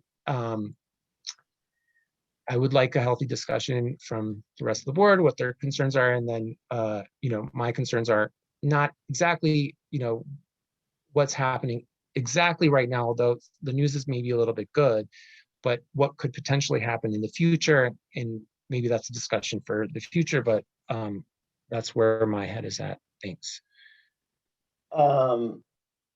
Yeah, I would like to, you know, just comment on, I mean, I guess I appreciate the comments about the concerns. I mean, I think, you know, for me, I keep thinking about a meeting we had over Halloween, and one of the city councilors said in a very, I think, well-meaning way that, you know, doctors don't want anyone to get sick. And I wanted to correct him, but it was a busy meeting. You know, we don't want people to get sick, but I think for me, looking at it through the doctor's lens isn't about, I don't want anyone to get sick. It's about looking at risks versus benefits, right? Mm-hmm. So what are the risks of the intervention versus the benefits? And I don't see any, I see very little risk to requiring masks in municipal buildings. I think that a vulnerable person should be able to come into City Hall or the library and feel safe. And I think, you know, I think we have to look at this, you know, I think I would break this down into, yes, the vaccine keeps us from getting really sick, hopefully, and becoming hospitalized. I think what we've learned, I think what's different is it may not do such a good job of preventing transmission, right? So masks prevent transmission. I think that in a month, it's too late. So I think now's, and you know, someone mentioned, are we learning to live with this? Yes, we are. I don't think we're there yet. I think we'll be there probably 3 to 6 months. But I think right now, you know, all indications are that cases are going to increase. What does that mean? I don't think we really know yet. I don't think we know, you know, what that's going to mean for hospitalizations, although they are increasing. You know, I don't think we know that COVID is, you know, just a cold yet. I think we're going to learn that soon. I don't think we know exactly what this means in highly vaccinated populations. I don't see any harm in require. And I think maybe the word mandate is like, maybe that's the thing that we're like, is this that word makes people uncomfortable or something? You know,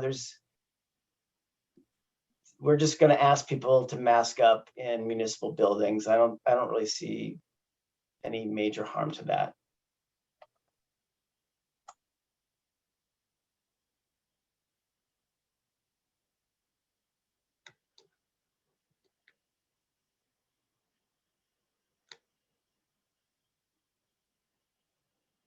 Well,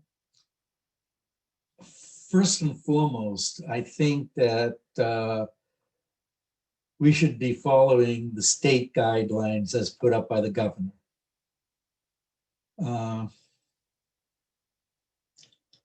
I can understand Mr.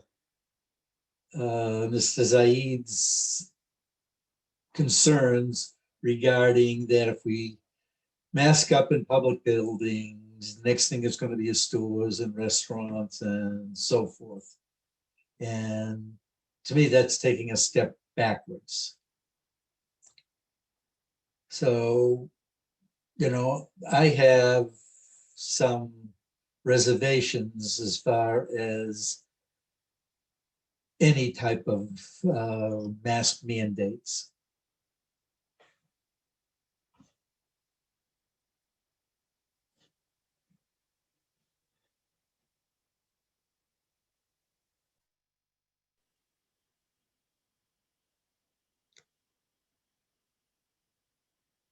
While we're on this topic, I just want to add a caveat. One thing we include in the office is the rapid antigen test as just another layer of protection for if anyone is at all symptomatic, to just do an antigen test that I administer. That's part of the agreement with everyone that works for me. If they're at all concerned and have any sort of like minor exposure, we do the rapid antigen test to test if they are potentially contagious for that day, and they will take that the following day and the following day as just another tool. Again, it's just a caveat.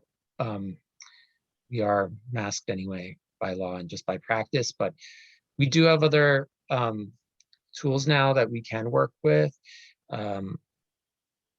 I think what the public concern can be is just a lot of confusion over like how to work with all of these and like what does it mean, and all of these questions were very, very legitimate questions and based out of just everyone trying to understand the reasoning and like a lot of apprehension over the unintended effect of maybe hurting business, which I understand like 100% is not what anyone is intending. I don't, either way, just like an unbiased view, I don't think municipal buildings are going to reverberate too much into the public sector, the private sector of just what the public will think of safety. I think that more has to do with zoning the downtown as mask only. What did happen in Provincetown after that outbreak was a lot of fear of going to Provincetown, and that did hurt business a lot. And if that's the concern of like hurting business, then you really just do want to make the numbers stay down as low as possible, as as low as we possibly can. But having a cluster outbreak that public, well after those numbers were turned around, that it was still in the news. It's really hurtful for the image of the town, the businesses, even if it's not a legitimate concern anymore. So, we're also trying to protect businesses from that. So just be aware that, everyone's trying to work towards the healthiest community possible.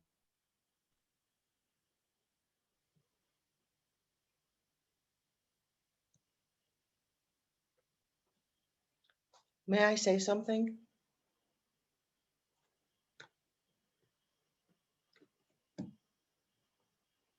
Go ahead. Yes. Thank you. Thank you. Something's I on. just wanted to present a couple things.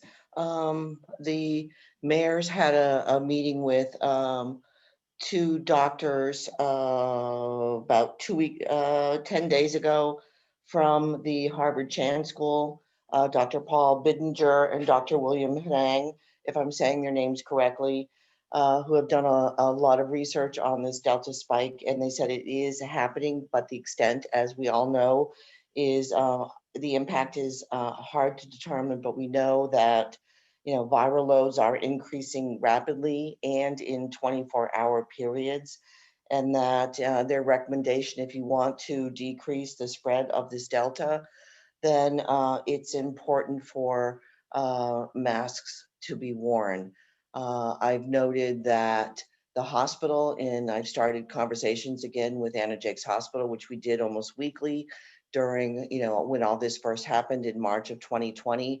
They have returned to full masking, have canceled all in-person events, and have gone to full remote meetings. They also are requiring all staff to be vaccinated with the COVID-19 vaccine and a flu shot by the end of October, or they will have a short term to correct, or they will no longer be employed. They're taking a very hard line because, again, Anna Jakes is part of, the Beth Israel network now, but, very concerned about keeping this Delta virus, controlled.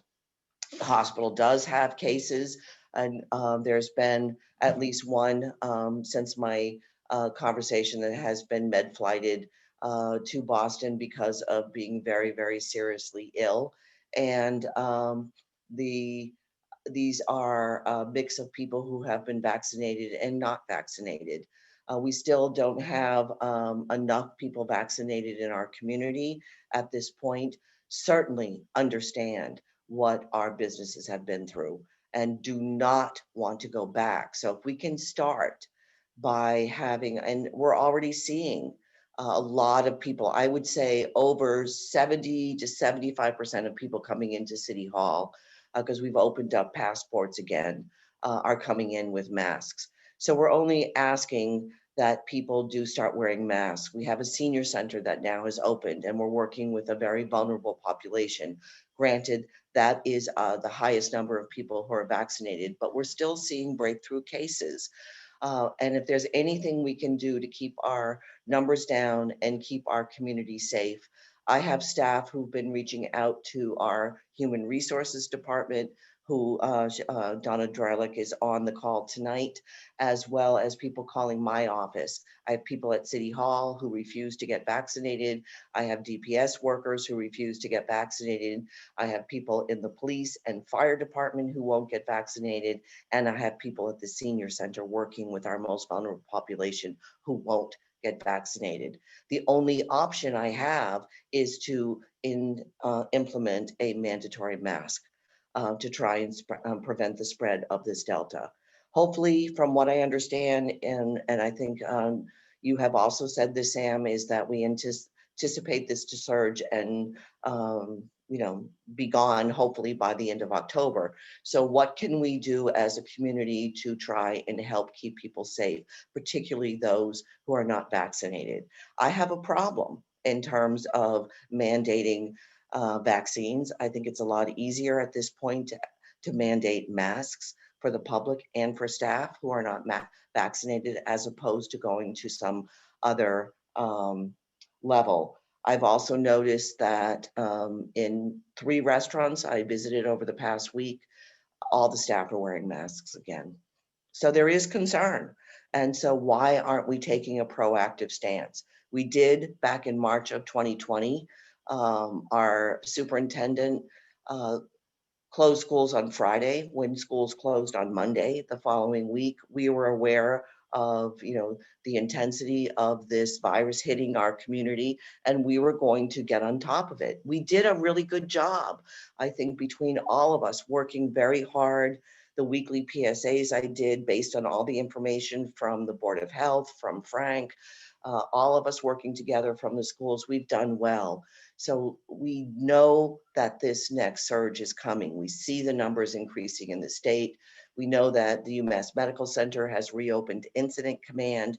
That tells you something, that everyone is concerned about this Delta virus. So I think this is a small step to take that will help those who refuse to get vaccinated, who work for the city, to ensure that everyone is wearing masks, and that hopefully within 4 to 6 weeks, we can regroup and we can then say, we've done it, we've done well, we've kept our numbers down, and we can move forward. I don't think this is a negative indication to what's happening in businesses. I've had several businesses call and ask if they can ask staff to be masked. I said, that's your decision as your own business. They don't have the same directives as the people who run dental offices or medical offices in terms of masking, but many of the communities have businesses have stepped up and are requiring masks. But I think that this is an important step to try and keep our numbers down and to keep our community safe. Yeah, thank you, Mayor. I agree completely. I don't think masks don't take us backwards, they take us forwards. These are the things that we've learned. Like, we're not gonna go wear a mask when we're walking our dogs around our neighborhoods anymore, right? The things we've learned that masking in indoor crowded public spaces works. Vaccination works. Rapid testing for people with symptoms works. PCR testing for people who are asymptomatic exposures. I mean, we have all these tools now. We've learned all these lessons, right? We know what to do now. We're not staying home. We're just doing some very practical, common sense things here to kind of limit transmission. The other thing is, if you're sick, stay home, right? So, we don't go back to March of 2020. We're not talking about that. We're just talking about some common sense things here to limit transmission and keep people as safe as possible while we live our, normal lives, right?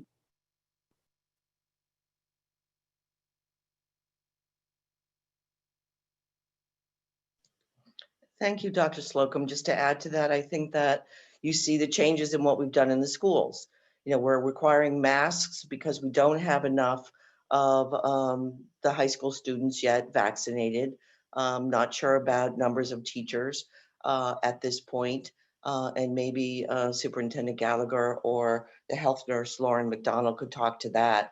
But by requiring masks in the school, but we're no longer sending people home to quarantine in terms of contact tracing. What we have is stay in testing. We're doing the rapid testing, and we also have the opportunity to, the definition of close contact has been narrowed so that we don't anticipate having to quarantine a whole classroom or a cluster that could potentially happen in the schools. We'll be able to do the rapid test.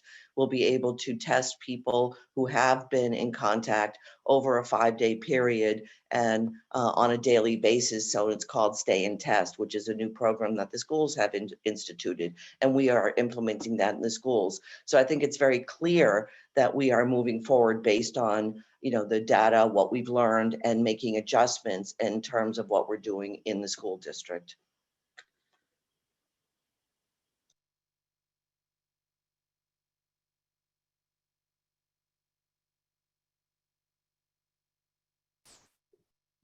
It looks like Councilor Zede has his hand raised. Thank you. I don't know. I apologize if I don't know the etiquette here. If you're interested, I would like to just say a couple more things. I guess to keep it very brief, I just want to reemphasize my second point, which is we keep saying the words, the numbers, and Dr. Marabi spoke a lot about R0, which is, of course, extremely important number. But this is where, to me, the goal and the messaging has gotten a bit muddled. So I understand that you can derive a figure that tells you the percentage you need vaccinated or otherwise naturally immune due to previous infection to stamp out the virus. But if my understanding is correct about what is the messaging today, the messaging is not that we're ever really going to get rid of COVID-19 100%. So I don't know why we would talk about needing to have 87% vaccinated. You know, we need to think about, again, what is the line we cross when we go from pandemic to endemic, when this is just a thing that exists. And unfortunately, we have it. We wish we didn't, but here it is.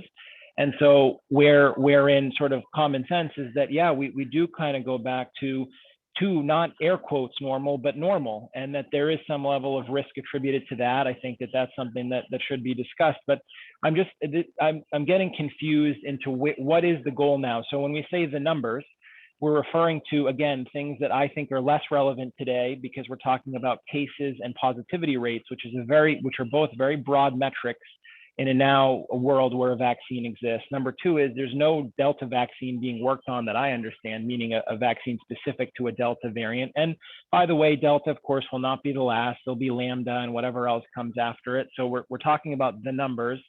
And then third one is, you know, I understand that this notion that masks, you know, don't necessarily have a cost, that there isn't a harm from them, but you know, we're not really talking about the schools today, but they've been wrapped into the conversation. And I do believe that there's a cost, especially for younger kids, you know, with respect to things like speech language development and so forth, by not being able to see the full facial expression. So I'm not bringing that up to throw a monkey wrench in, you know, that's a discussion perhaps for another day, but it's germane only because others have brought it up. So this is where I get confused about the messaging. So what are the numbers we should look at? And then throwing out there that maybe by the end of October, this goes away.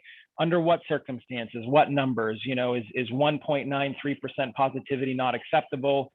Is 6 new cases in a week not acceptable? Even if 5 of them ended up being relatively low tests, patient stayed home, had really moderate symptoms and essentially, you know, stayed in bed for a day or two, rested up and got back up and got back at it. That's the question. So this is where I get confused about kind of the metrics and what is it anymore that we're looking at. And I think we personally should be focused more on severe or cases like was said that have led to hospitalizations and so forth. So thanks again. Okay, I just want to respond. The reason that I present that the cases are likely to continue and how they're likely to continue is because there's a lot of confusion that because there's a vaccine that it's over. It's a hard, and I think Rob touched on this a little bit. We're still not at a point where we understand how this is going to play out. We do know this is going to continue because not everyone is vaccinated or not everyone has an immunity where this is going to not continue. The mayor's concern that she presented is that there are unvaccinated people working in the municipal buildings and in some cases with a vulnerable population. So that's enough to assume there's going to be potential deadly exposure. Even if the population is vaccinated, older population, not necessarily going to produce viable antibodies or an immune response that is protective. There is a low hospitalization of vaccinated populations, but it's still there. Delta is a concern because its reproduction rate is so high. But as you said, there are other variants that are immune evasive. So those immune evasive variants, if they were to combine with a genetic mutation that makes them also more contagious, would be, sort of like bring us back to zero. And I know it's very frustrating to talk about these things, and I can hear your frustration in your voice. We're not in control of any of these things, but we also can't be irresponsible and not pay attention to them. Where I think Rob touched on, wearing a mask the risk benefit is where you really analyze what the intervention is. what are the costs? So if there isn't any real cost presented or real, negative outcome to wearing masks in a municipal building, and then the benefit is potentially, life-saving, that's how we would analyze a viable intervention. Then you can argue like mandating or not, and I'm open to, if it's not super urgent, we can have a broader meeting. But I just want to go back to, I don't want to forget what your questions are. What the numbers are, I think the confusion is that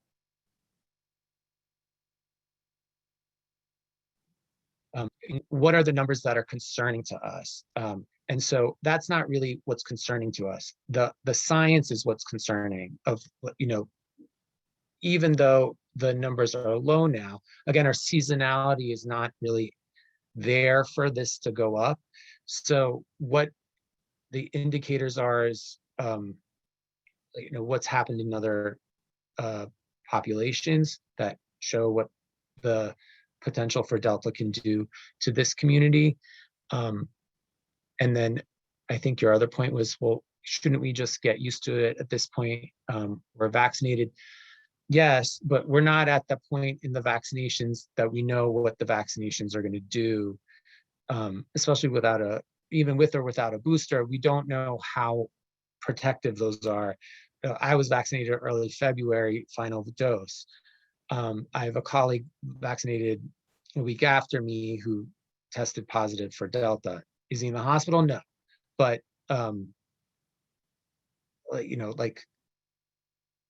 he's also not very old. So there's a lot of things that we have to be responsible for that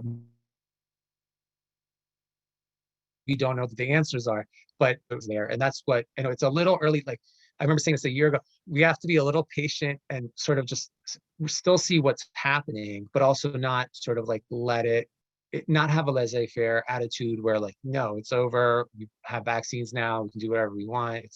That's the wrong perspective. We don't know a lot of things yet that we have to know before we can get there. I don't know if what Rob said was, we're going to find out in 2-3 months. I don't know, we're going to find out in 2-3 months, but we're going to find sooner once we, sort of see the full year of what the immunity from the vaccinations is. And then, like the potential other segment of the population getting the virus and then subsequently getting some level of immunity from that too, ultimately is helpful, like if it doesn't kill them, but, and then the other, dark cloud over this is, yeah, there could be another variant, but that variant could be a lot worse. And when we do have all this immunity and we do have all this protective layer, that's when a virus is then pushed to a mutation benefit that can evade immunity and continue. And an example is, we don't know every year if the flu is going to be really deadly or not, right? So like, we get the flu vaccine to just keep the numbers of the flu down, but there is, and there has been ever since I went to public health school, like the main concern was like there might be a huge flu pandemic again, a very immune evasive sort of novel flu that's going to be more deadly. And that may be just like something that we worry about but not really have to do much with. We're not at that point yet, but that's probably where it's going, if that's what you're wondering. And but we have to see if that's not like an immediate situation.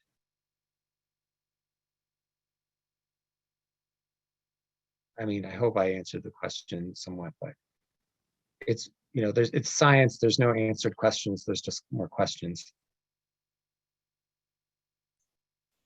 Robin is chair. Just to let you know, there is another one with their hand raised, an attendee. It's okay. Reza? Yes, hi, how are you? Can you guys hear me? Yes. Yes. My name is Reza Rahmani. I own Bar 25, new to the community. I heard everybody's point, and I just wanted to, very quickly, I appreciate that, above all, everything that's being said is really to protect public health. And, obviously, I don't think anybody can object to that. But to Councilor Zaid's point, I don't think he's being laissez-faire about people being vaccinated, so just let things go. I believe, even to the mayor's point, is that you see people are wearing masks. So I think to the councilor's point, that this is with us now, and it's going to be with us most likely for the rest of our lives. And just like the flu, we are probably going to see different variants of it, is that now we have to become responsible, and it comes to personal accountability on this. And I don't think anybody is taking COVID lightly, especially the business community. I know it scares the hell out of us, and the unknowns mostly, and probably because of what we all went through. And we definitely don't want to see another round of that. But I just wanted to kind of put support towards the council's point on this, because I just think it's being seen as and forgive me for saying this, an irresponsible approach, but I don't think that's what he's trying to say. I think he really is trying to say that we are now responsible for this, we're accountable for this. And I think the reason why there isn't a central mandate on this is that they're putting it up to communities. If the communities are being responsible and doing a better job than some other communities, and I think that's why I think that decision making has been put to those. And if Newburyport has been a community that's been good about this and responsible, I just think forcing a mask mandate could send the wrong message as well. Thank you. What if we just take a moment and just think about the places that we're talking about, right? Like the library, right? Lots of kids go there, the senior center, elderly people. We're not talking about, bars and restaurants. We're talking about very specific places.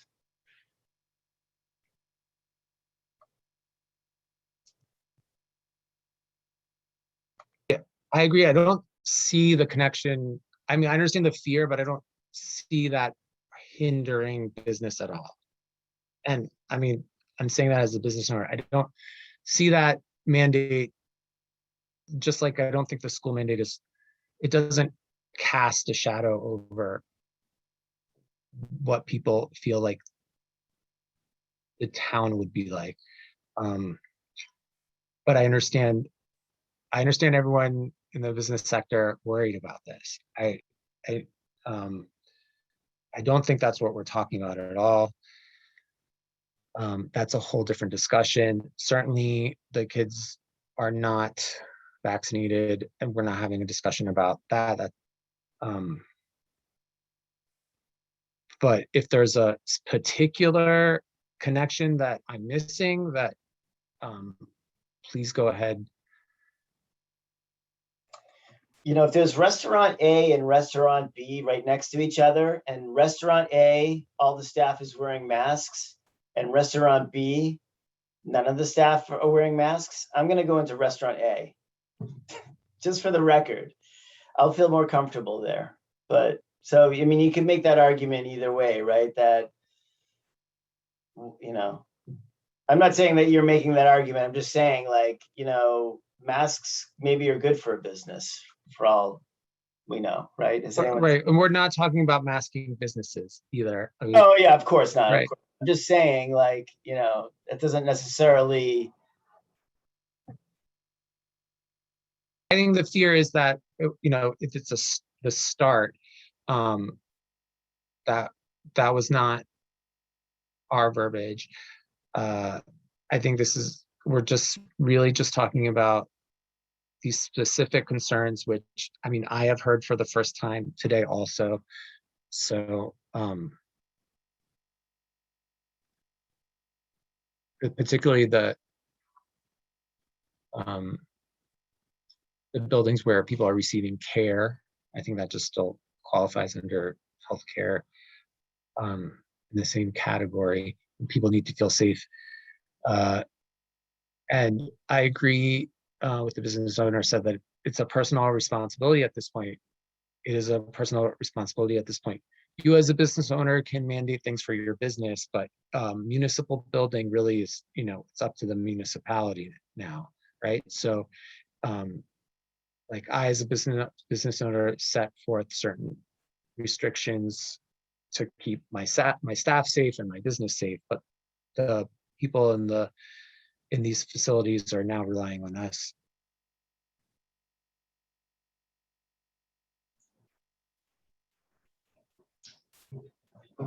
Robin, Byron Lane has his hand raised.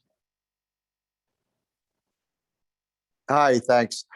Just wanted to, it's not so much the masking of restaurants or, restaurant A or B. And for the record, I'd probably go into either one of them.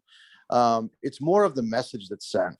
The last thing I want to see is, the Daily News printing, oh, due to an uptick in COVID cases, there's a new mask mandate in Newburyport, because those are the bits and pieces that are going to get chewed off.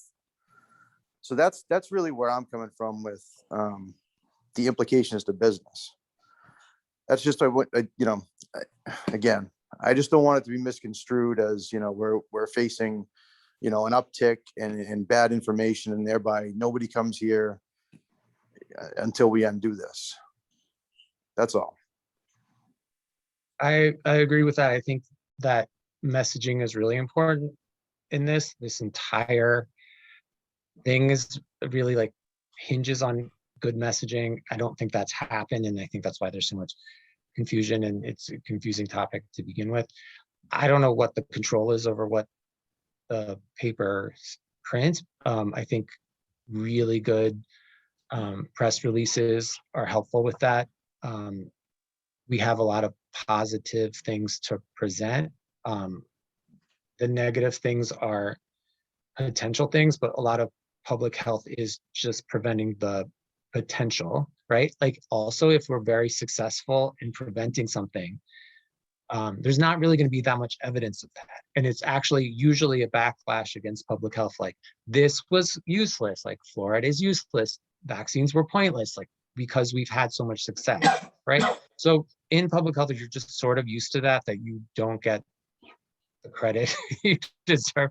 But, I don't know if any of you have expertise in messaging, but we can sort of get on top of that too. I mean, if the messaging could be very pro Newburyport and very safe, like come to Newburyport, that would be ideal. I'm going to jump in here. Again. I think our messaging has been really positive. We've done last summer, we did a video to bring people, you bring the mask, we'll bring whatever. And I think that was part of the success of people coming to Newburyport, because they saw that we took the virus very serious. And I think we saw the hits on our website. We saw people looking, they saw the mandatory mask zones. People were thrilled with that downtown on the rail trail. We're not anywhere near that at this point. I mean, I have no intention of going in that direction. But again, knowing how fast this Delta virus can surge and how it can change once it hits someone who's especially is not vaccinated, and the fact that I appreciate you recognizing my concern about safety of all staff and coming into any public buildings. We have a media consultant that we work with. We absolutely can do a really positive, messaging on this. As you know, I've probably done close to 70 PSAs since all this started on the local media. I can certainly do another one next week and focus on, why we're doing this as a precaution, that, numbers are not soaring really rapidly, but we want to keep them that way. We want to keep our numbers down. Just, to let you know, today I was shocked. I got a beep on my phone that said that I was exposed to COVID. And I called Frank. I said, what? you get up here and look at this messaging that through my Bluetooth. So, that I was exposed to someone who was positive, and thank goodness I am double vaxxed.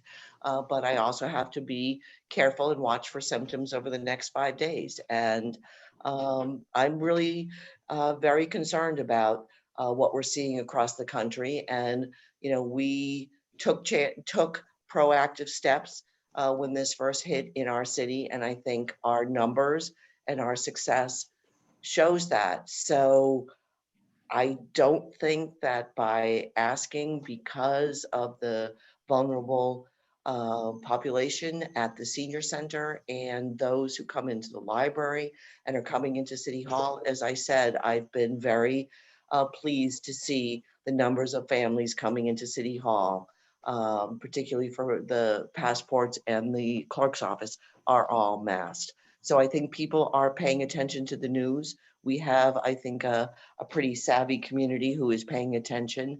And I think that we need to go back to having masks in order to, I passed them out at the city council meeting because I was appalled at the numbers of people who are in a small, hot space.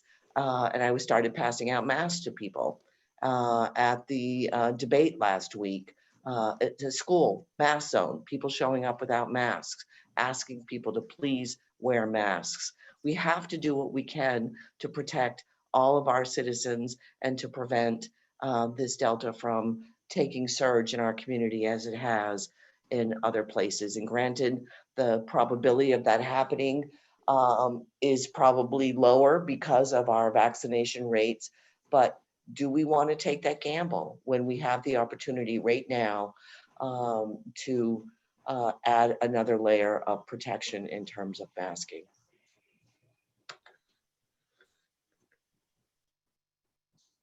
Is there any further discussion?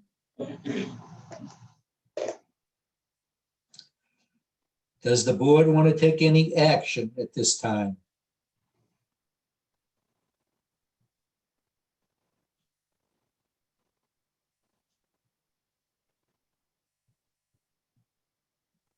It appears not.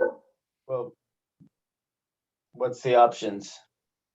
So it's either we continue this discussion to a broader discussion next time, or we vote today. And the vote would be for masks in public buildings. Is that correct? All public buildings or specific public buildings or? City buildings. I mean, the senior center particularly, I think we might want to do today. And then, I mean, I can't wrap my head around everything. What are we talking about? We're talking about the senior center, the library, city hall, police station, fire department. Is that what the mayor said? Yes. That's it. For all city public buildings. And again, not any businesses or anything like that. And I'm assuming that's going to include the Public Works building. Yes. Yes.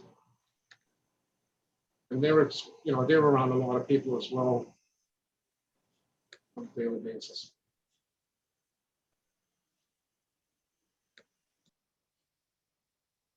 Sam, you want to take a vote?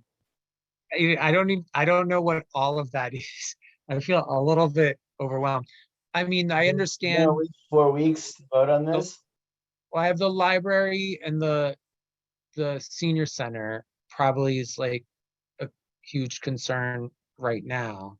And Like, it doesn't City make Hall, sense. please. City Hall too. Can we? Okay. Does like. How about that's a can we- compromise? City hall, the library, and the senior center, we vote on. Okay. I mean, yeah. I just want to say I particularly understand the library, and the city hall, based on what we discussed right now. If the incidences of what we talked about also are happening in city hall, then that I'm not aware of, that's fine too. when you just say like every city building, I have no idea what we're talking about. No, I think what we've done is we've narrowed it down to three: the library, the senior center, and City Hall. And Okay. then if at a later date, other municipal buildings should be considered, we'll consider them at that time. Okay, Mayor has a hand raised and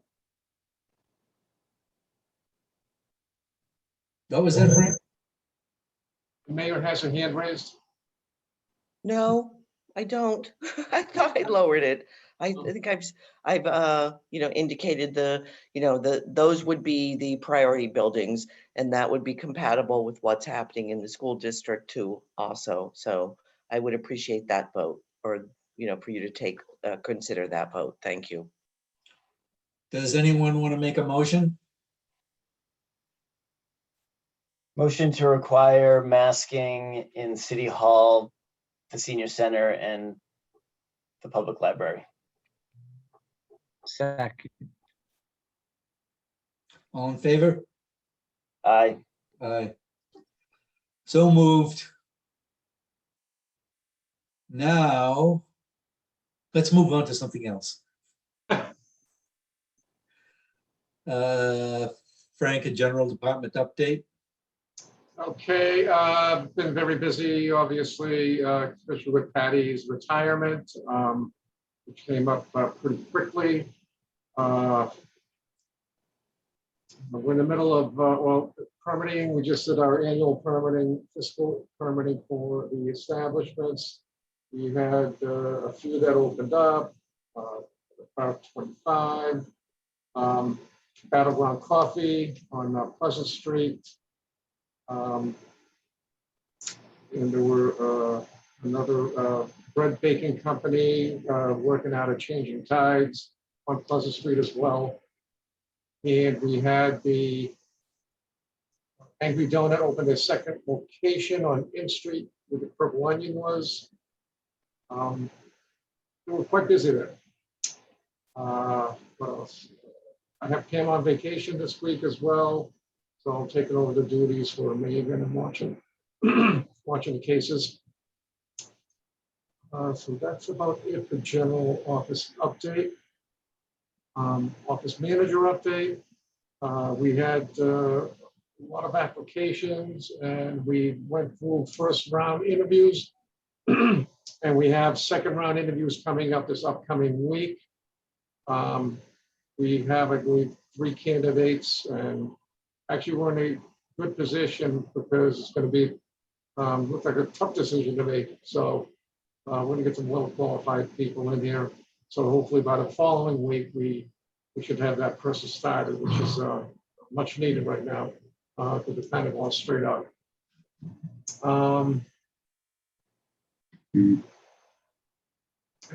That's it for the department right now.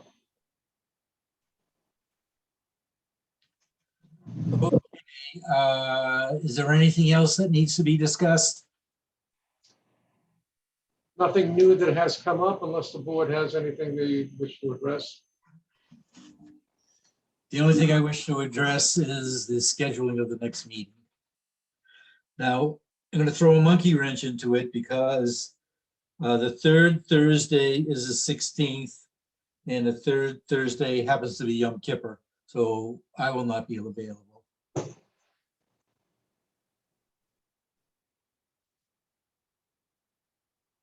So the option is to have it either, this Thursday seems to work well. So the 9th, which is only literally a couple weeks away, or push it to the 23rd. I would say the 23rd because of what you said, that it's so close to what we're doing right now. But apologies, this is Andy Port. Just to note for the record, because I am at least currently covering your Zoom hosting coverage. If you need me to do that, I do have, looking at the city calendar, another meeting at 7 o'clock that night. So unless you would have someone else who could perhaps host, if you needed me to do it, I would not be able to do it at 7 because I would already be hosting the meeting. Frank, do we have anybody else that could do it? I could also do it on the 14th, if that's on like the evening of the 14th. I mean, part of these issues were we didn't want to use other people's rooms, but like, can we just have more freedom now because we're doing it on Zoom? Or am I wrong? I don't understand why not. We only And- did it on Thursdays, Sam, because that is our late night here at City Hall, but I don't have any issues for, any other day. If And since we're Zoom, I don't think it matters which day of the week we have it. Okay. Unless, of course, there's an individual has a conflict. So, the 14th is an option. Does anybody else have another one? the week before is Rosh Hashanah, so I don't think you'd be able to do that then. So I can't do the 15th. I'm available the 17th and then the 13th. But This is Andy again, and just to remind you, and apologies, because I happen to be involved in so many evening meetings. If you need me to host, I do attend the city council meeting, ZBA, planning board, which would be the 13th, 14th, and 15th. And I'm also attending a meeting on the 16th. So I trying to keep you advised, if you need me to do anything, I may not be available at the time you're trying to meet. So. Monday, the 20th.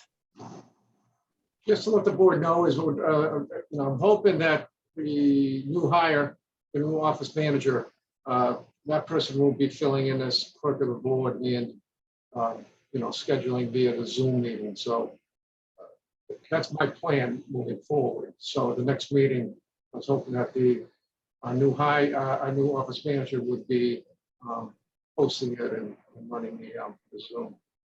okay, could we make a tentative date? But if not, is Andrew, are you available on the 20th? Is there The 20th I can do, the 21st I could do, if you'd like. I'm good with either of those dates if anyone else wants. As well. Yeah, as am I. So we want to call it for the 20th? 20th at 7? Yeah, Okay, unless otherwise noted. okay. Okay, on that note, would anybody like to adjourn the meeting? Motion to adjourn. Second. Let's go, gentlemen. Good night. Good night. This was a long one. Yeah. And I Rob? need a massage. All right. Good night. Rob, Yes. happy birthday. Oh, hey, happy thanks birthday, very Rob. much. Thank you. Oh, I'm so sorry. This is Oh, on happy your birthday. birthday. Well, we celebrated last night. All right. Cheers. Happy birthday. Happy birthday. See ya. Okay, Hope you have a good All tomorrow. right. Bye, everyone. bye-bye. Andy, is that it? Anything else I need to do to close this out? No, thank you. I can follow up with you on Monday about it all. Okay, appreciate it. Sure, we'll get you the link to the recording and so forth. Okay, Okay. Have a good thanks night. very much. Sure.